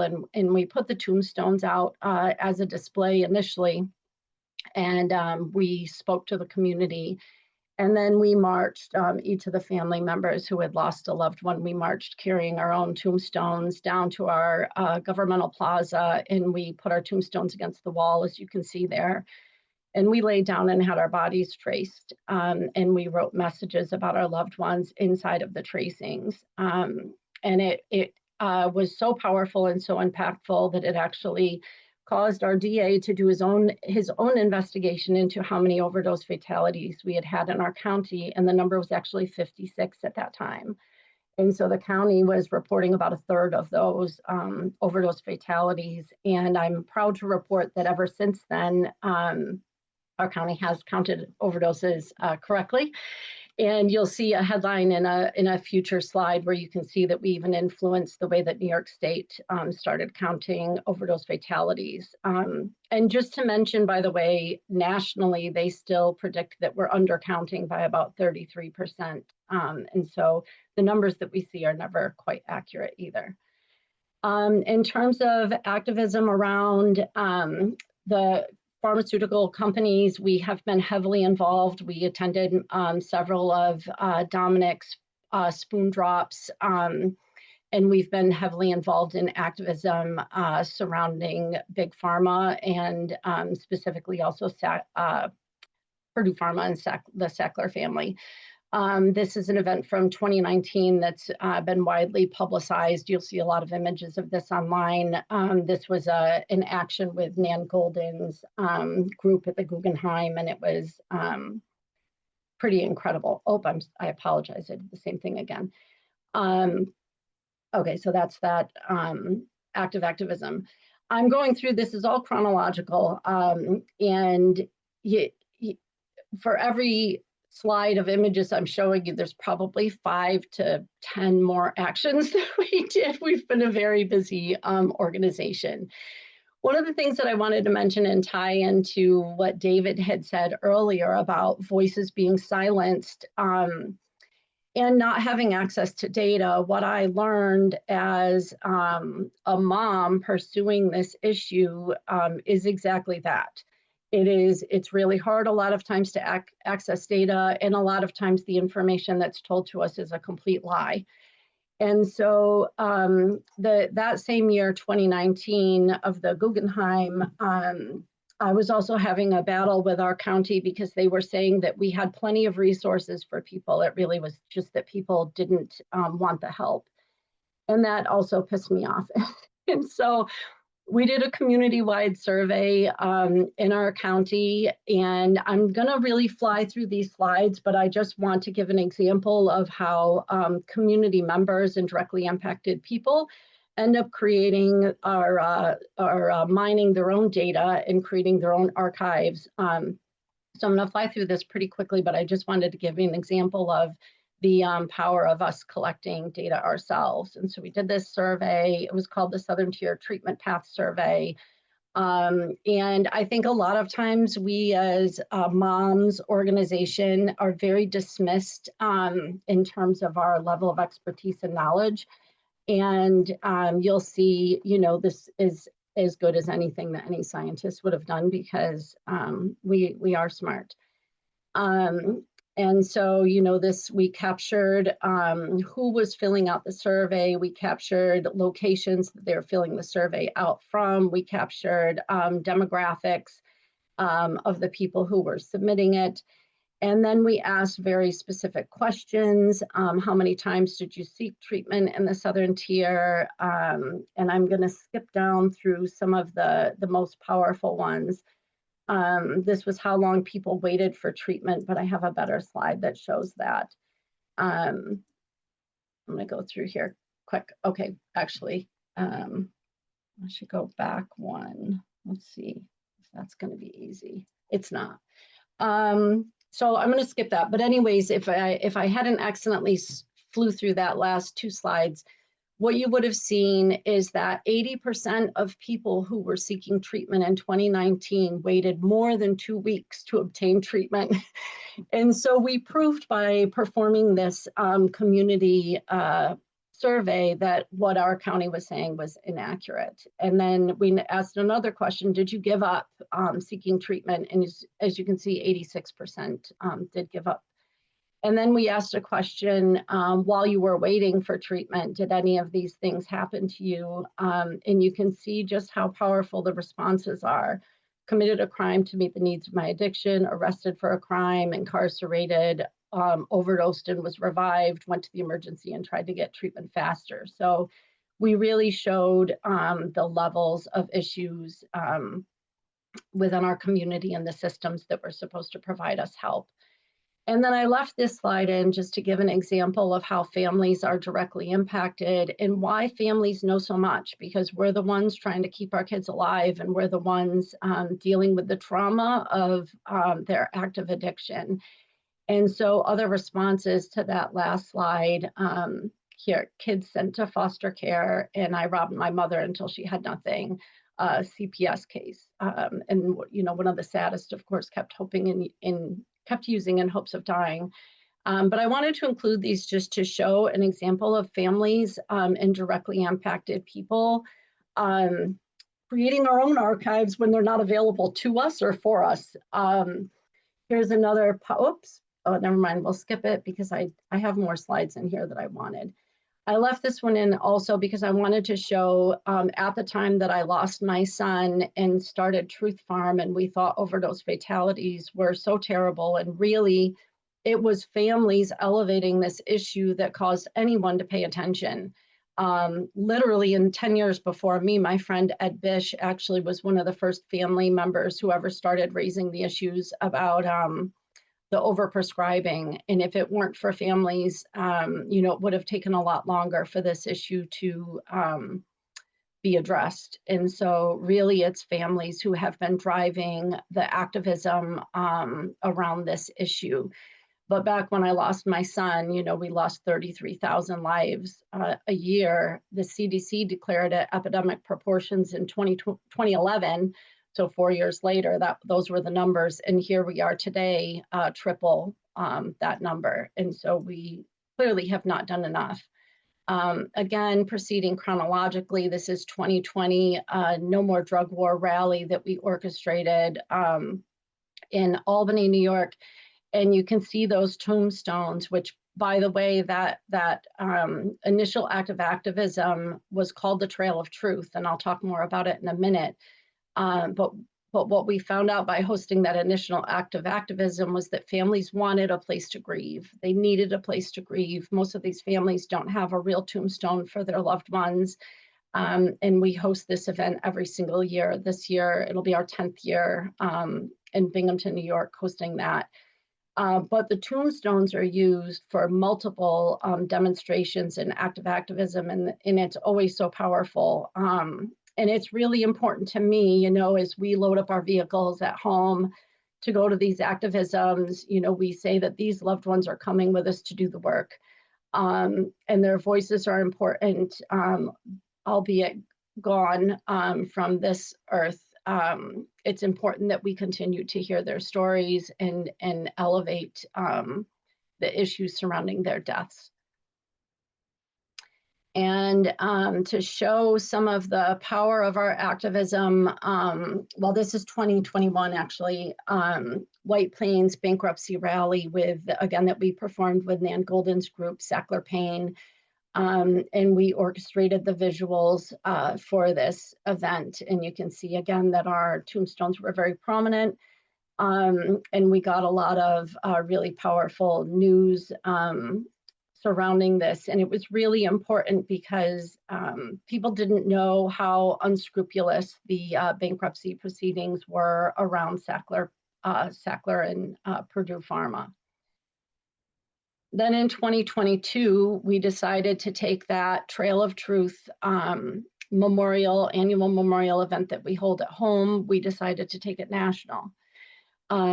And so we collected submissions from all across the country, and we partnered with 90 other grassroots organizations across the country to create a national event called the Trail of Truth. And I'll just flip through a couple of pictures here. It was just absolutely incredible and powerful.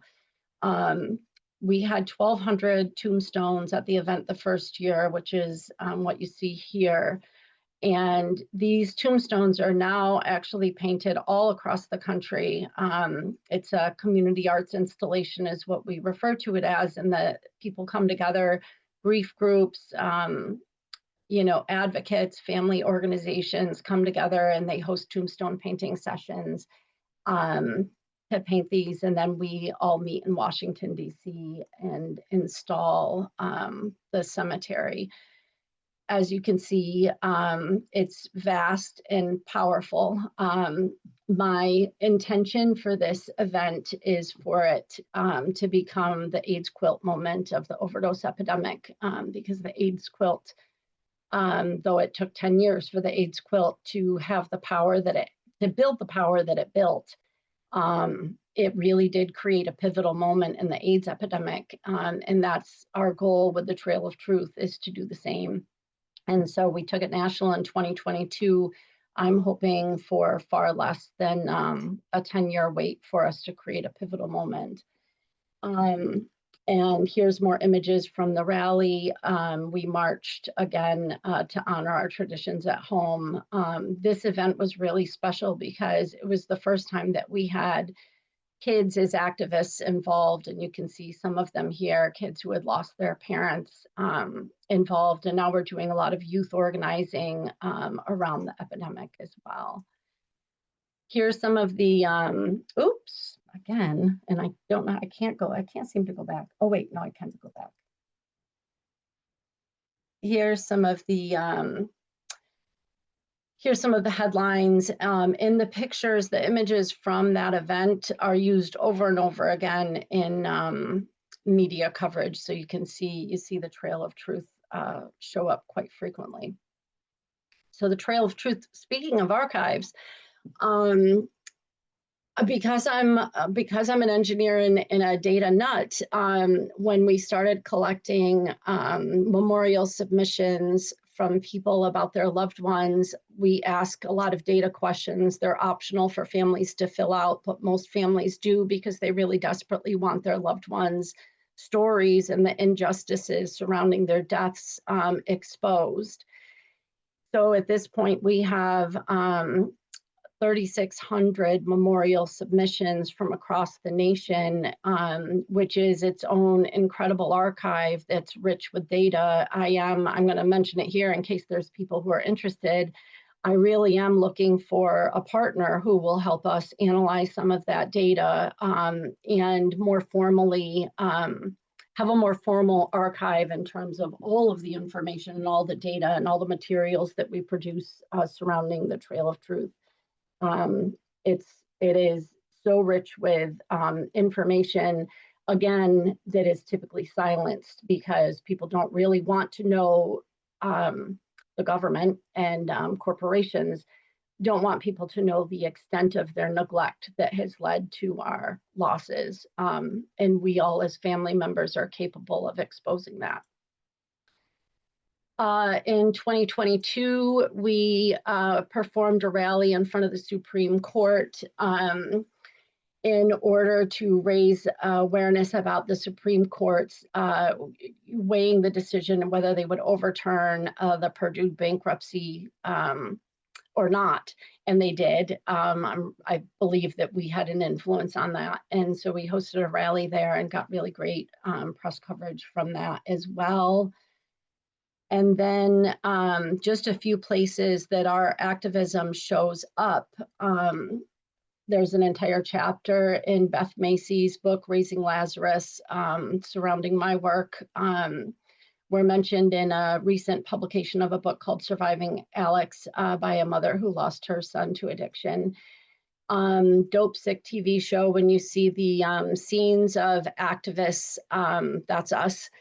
And Painkiller, same thing. When you see scenes of activists, that's us. And then in All the Beauty and the Bloodshed, I have a bit of a cameo speaking out at a rally. In a lot of the film that you see, activism in that film is, again, it's our work. It's us. I kind of wanted to give this, overview of our work because I have a deep frustration. I haven't cracked the nut yet, but I'm still working on it. But what we learned from the AIDS epidemic is that we need to center the voices of directly impacted people.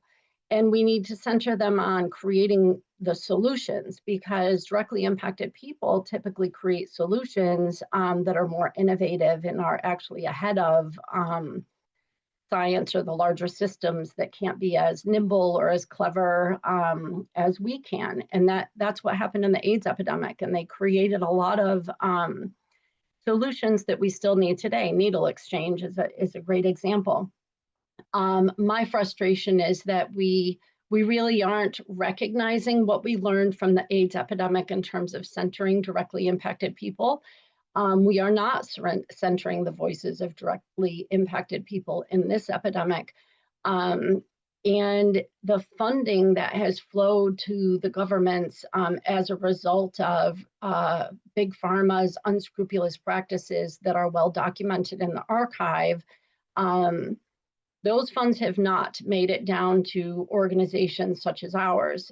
We're a great example. We're still a grassroots organization. We serve 35 to 50 people at our office every day, in addition to all of the work that you saw an example of just now. And yet we still have not gotten a single dollar of New York State opioid settlement funds. So we're being completely ignored in the opioid settlement funds, which is pretty infuriating. I did not put a call to action in this presentation, but I liked that Domenic did. And if I were to say there's a call to action, I would ask you all to raise your voices about that issue, because it truly is wrong. Ties to the archive.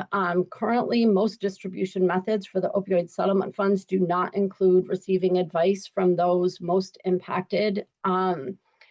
And funds distributed are not prioritizing funding projects created by or led by directly impacted people, as I just mentioned. The archive includes evidence of how our loved ones' deaths were caused by the unscrupulous practices of big pharma.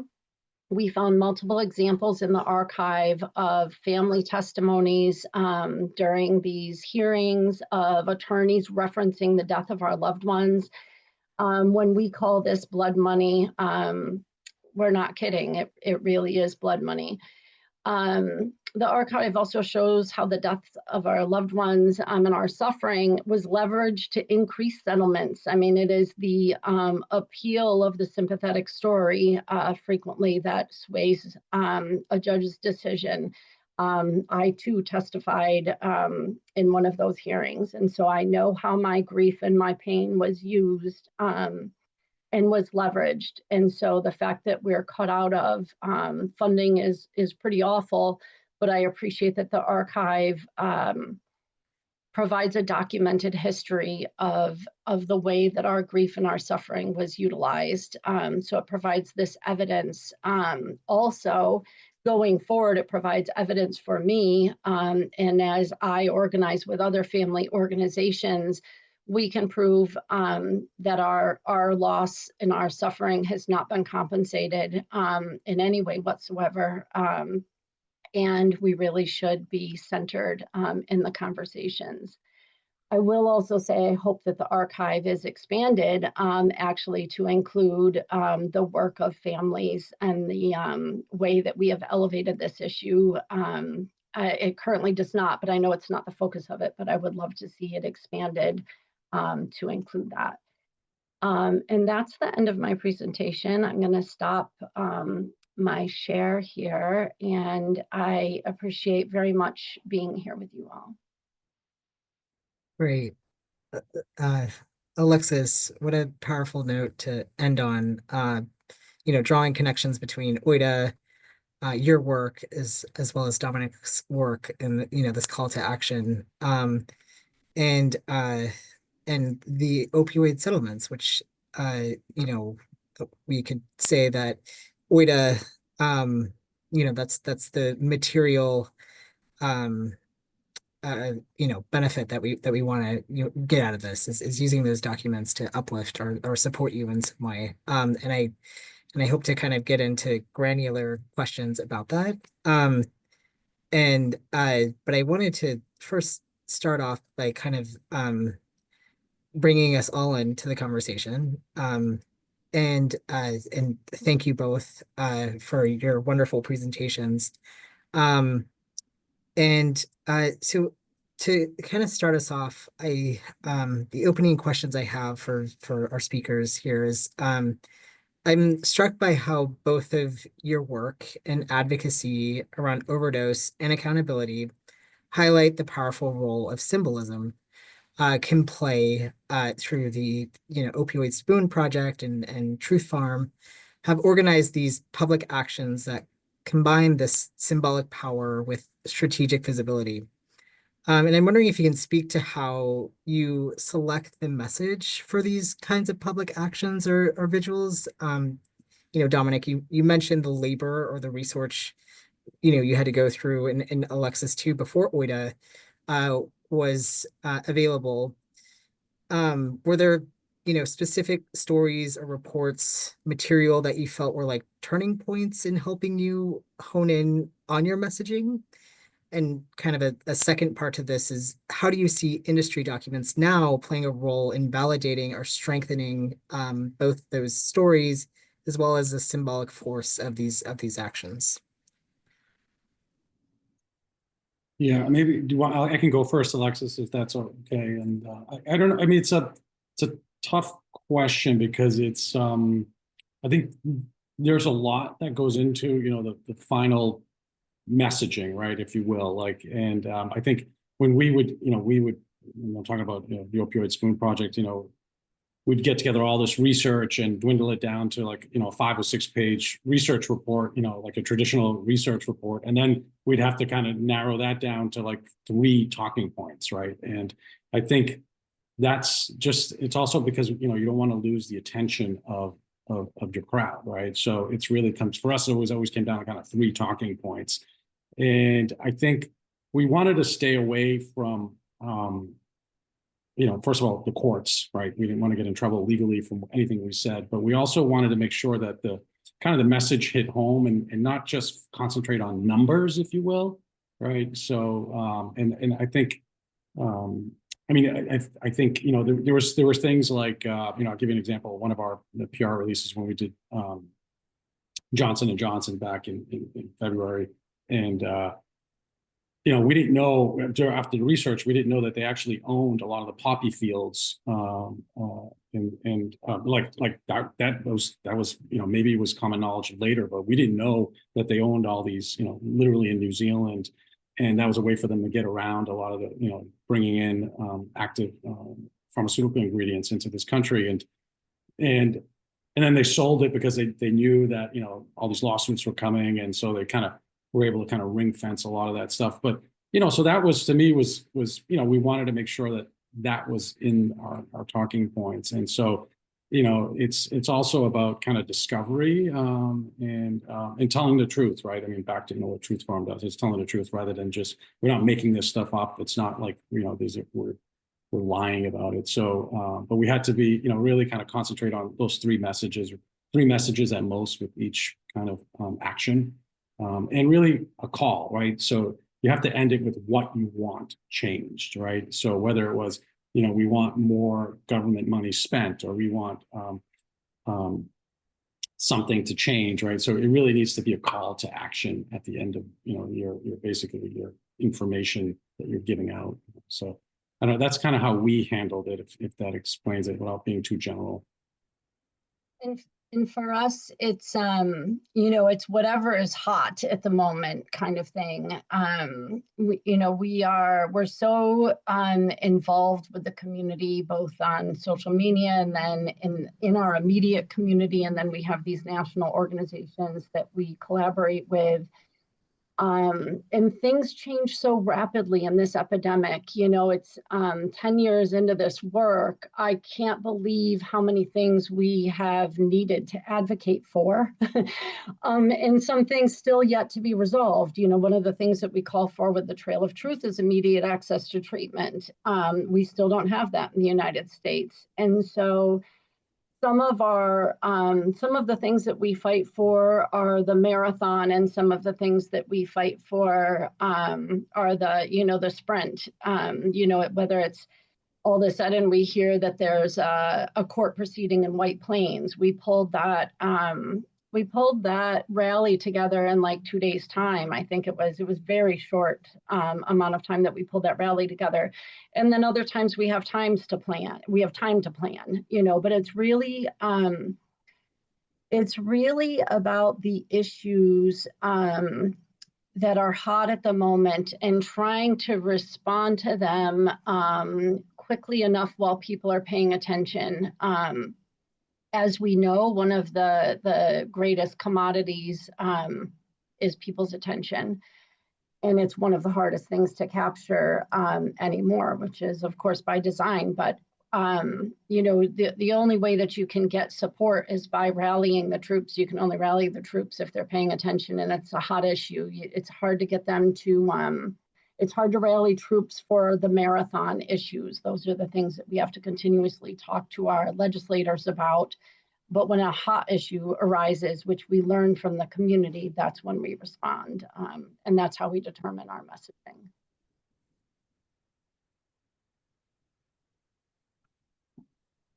I think Dan is frozen. Oh, Uh-oh.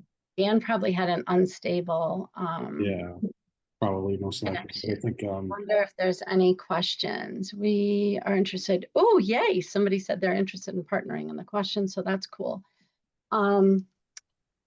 We don't have a host, and I don't see any questions in the chat. I wish if I can jump in. okay, thanks. Yeah, until Dan gets back.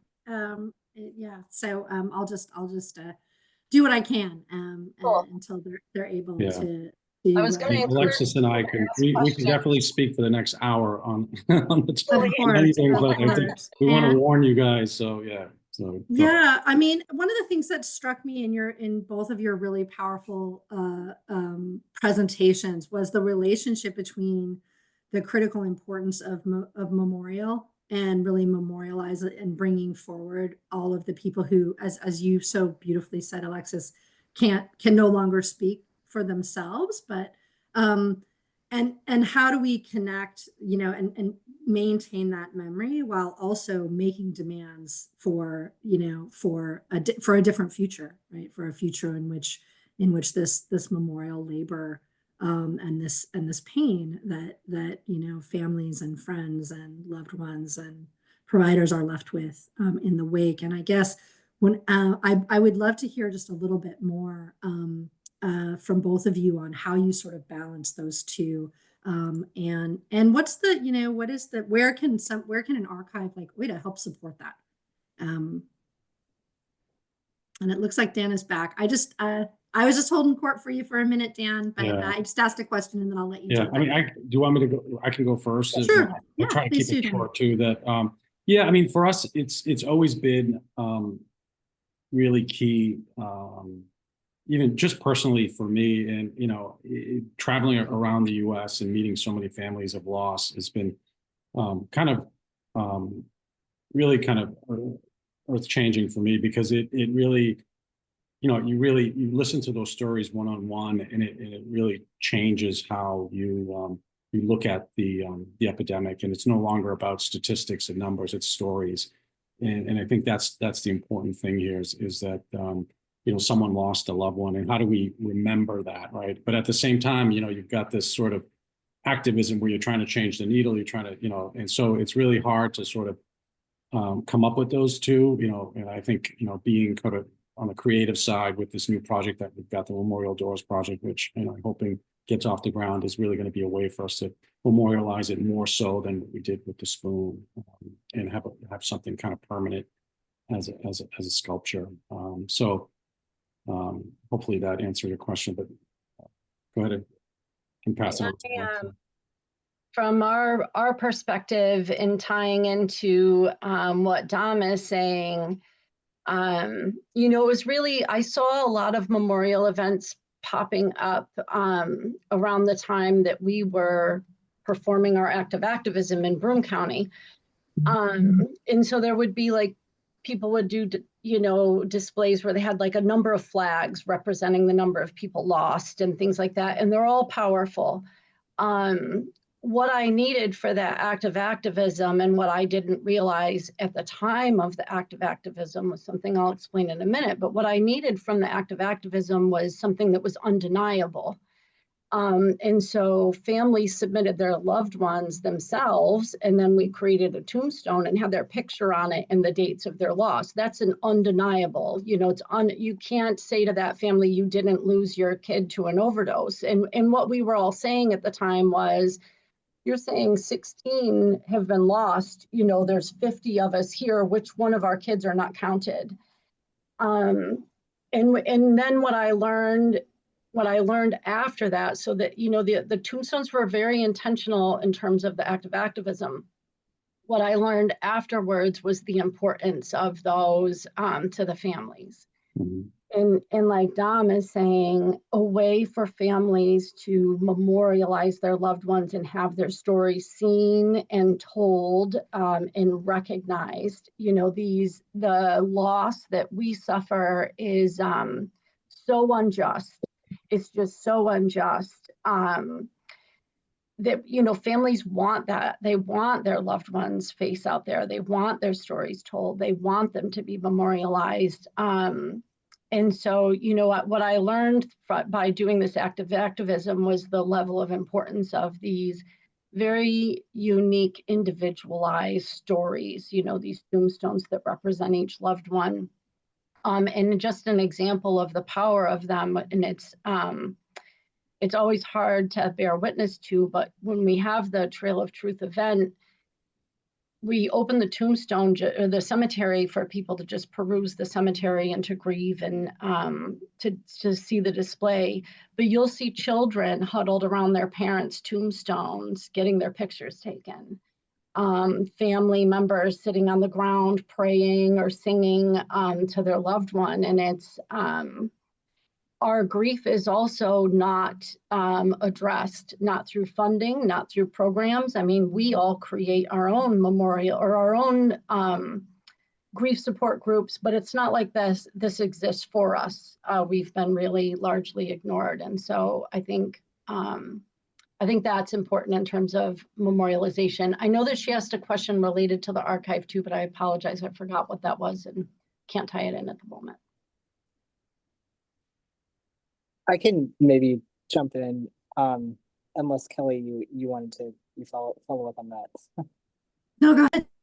Okay, great.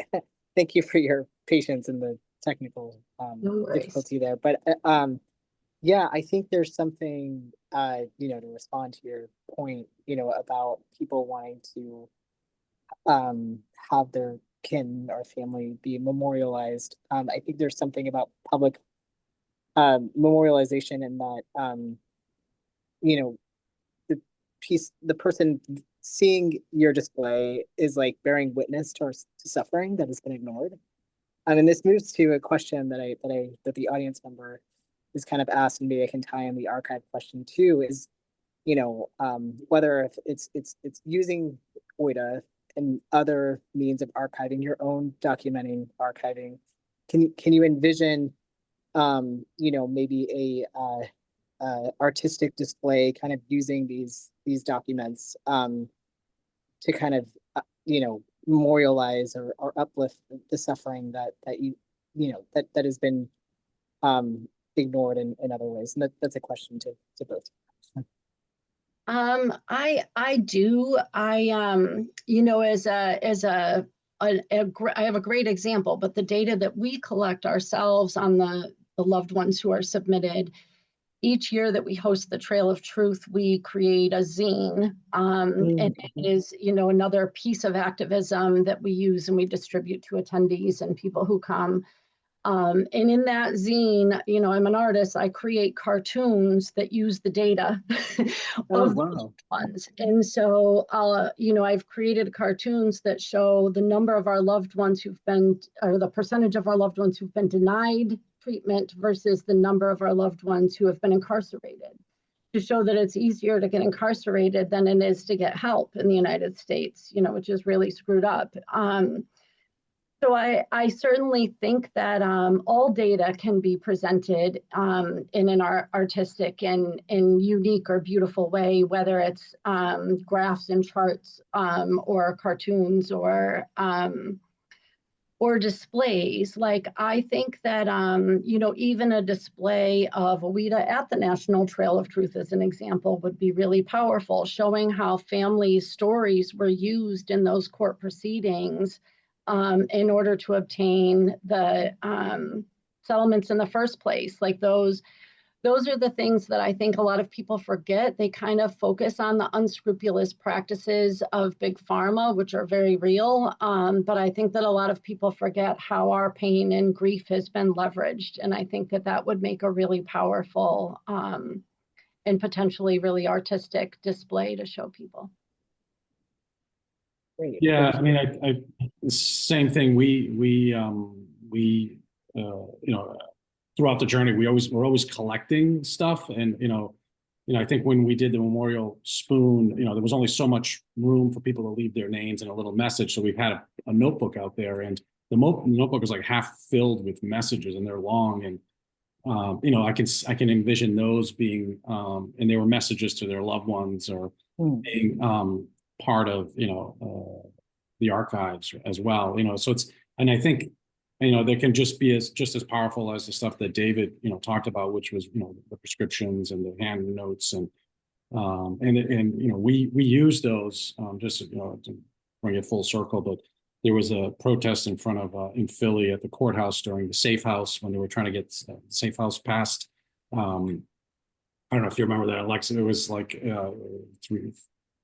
was a while ago now, 5 years ago. Anyways, and we get in my car and I drive down there and I bring this notebook with me with all these messages. And I just, you know, there was a crowd out there and we just stood out there and we would pass the notebook around, reading the messages out loud in the microphone outside the courthouse. And, you know, it took a few hours to get through the messages, right?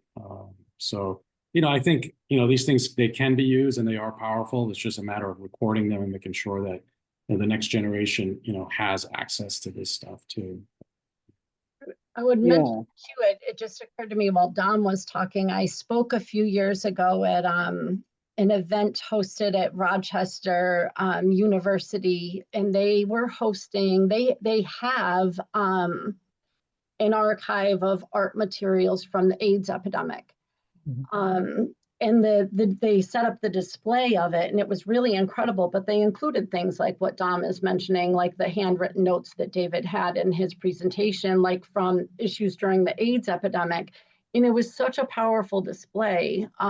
So, you know, it is an example of ways that the archive could be used in, you know, powerful presentations and in an artistic way.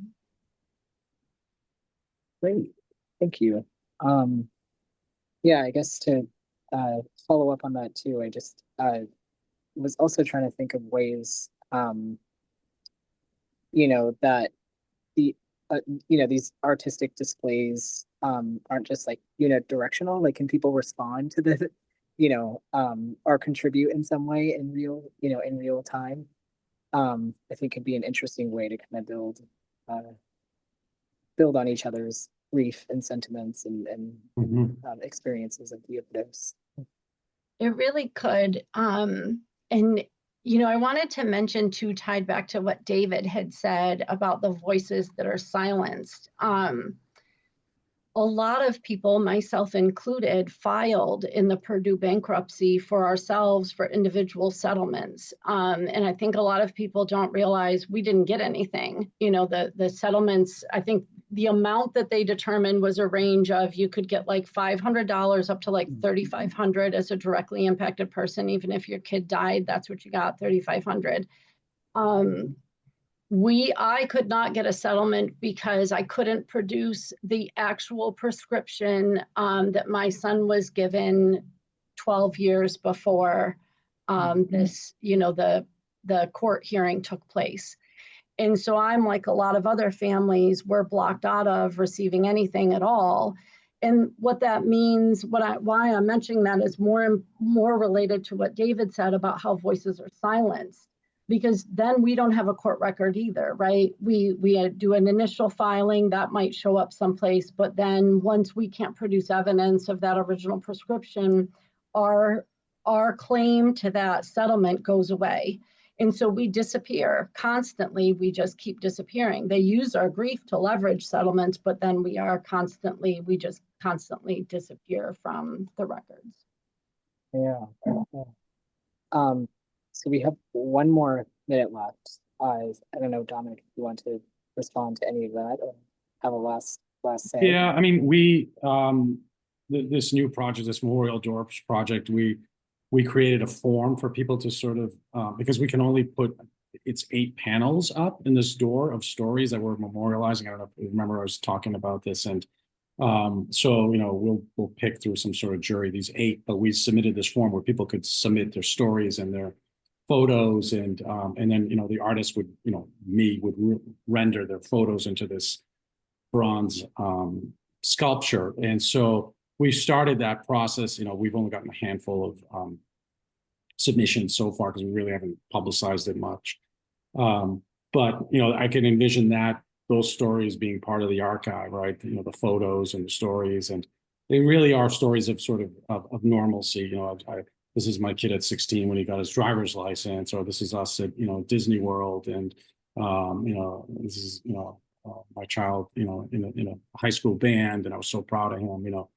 Photo, and so it's those moments that we're trying to memorialize in this this sculpture. So and those are starting to come in, so I can see those being part of OIDA at some point. So. Great. Yeah, a lot of inspiration that we can get from this. So we are out of time. Thank you, David and Alexis. I'm going to turn it over to Dr. Knight, who's going to wrap us up for the day. So thank you. Thank you.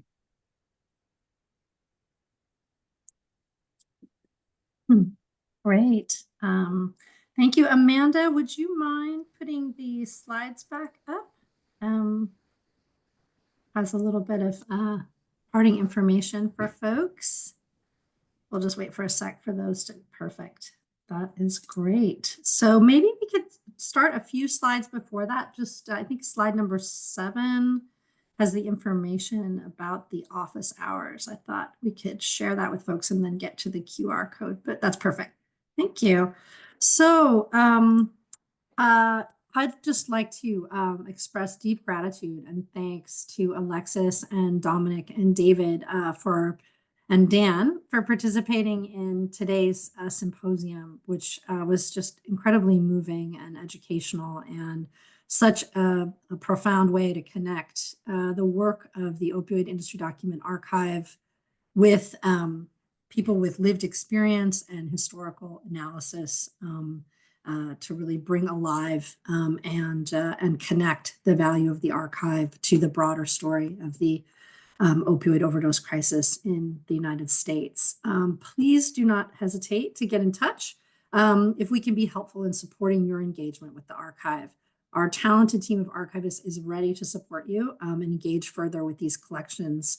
We're available at any time. So please reach out, but I did want to emphasize that we're going to be holding office hours on May 20th. That's a follow-up to this event where we'll be available to field questions and to assist people with learning more about how to maximize the value and impact of this remarkable collection. And then maybe we could go forward to the QR code that has further links. So as we go forward, we will continue to ensure that the Opioid Industry Document Archive serves as a trusted source of information to help people understand the U.S. opioid crisis. We'll continue to develop this digital archive and its supporting resources for the benefit of the public, including individuals, communities, researchers, journalists, policymakers, affected families, and all others who have been impacted and care about this crisis. Just want to emphasize that OIDA and its services are freely available to all. And with that, I would just like to say again, thank you for joining us. This webinar will be recorded, is being recorded, so we'll be able to share that widely. And that will be the conclusion of the symposium today.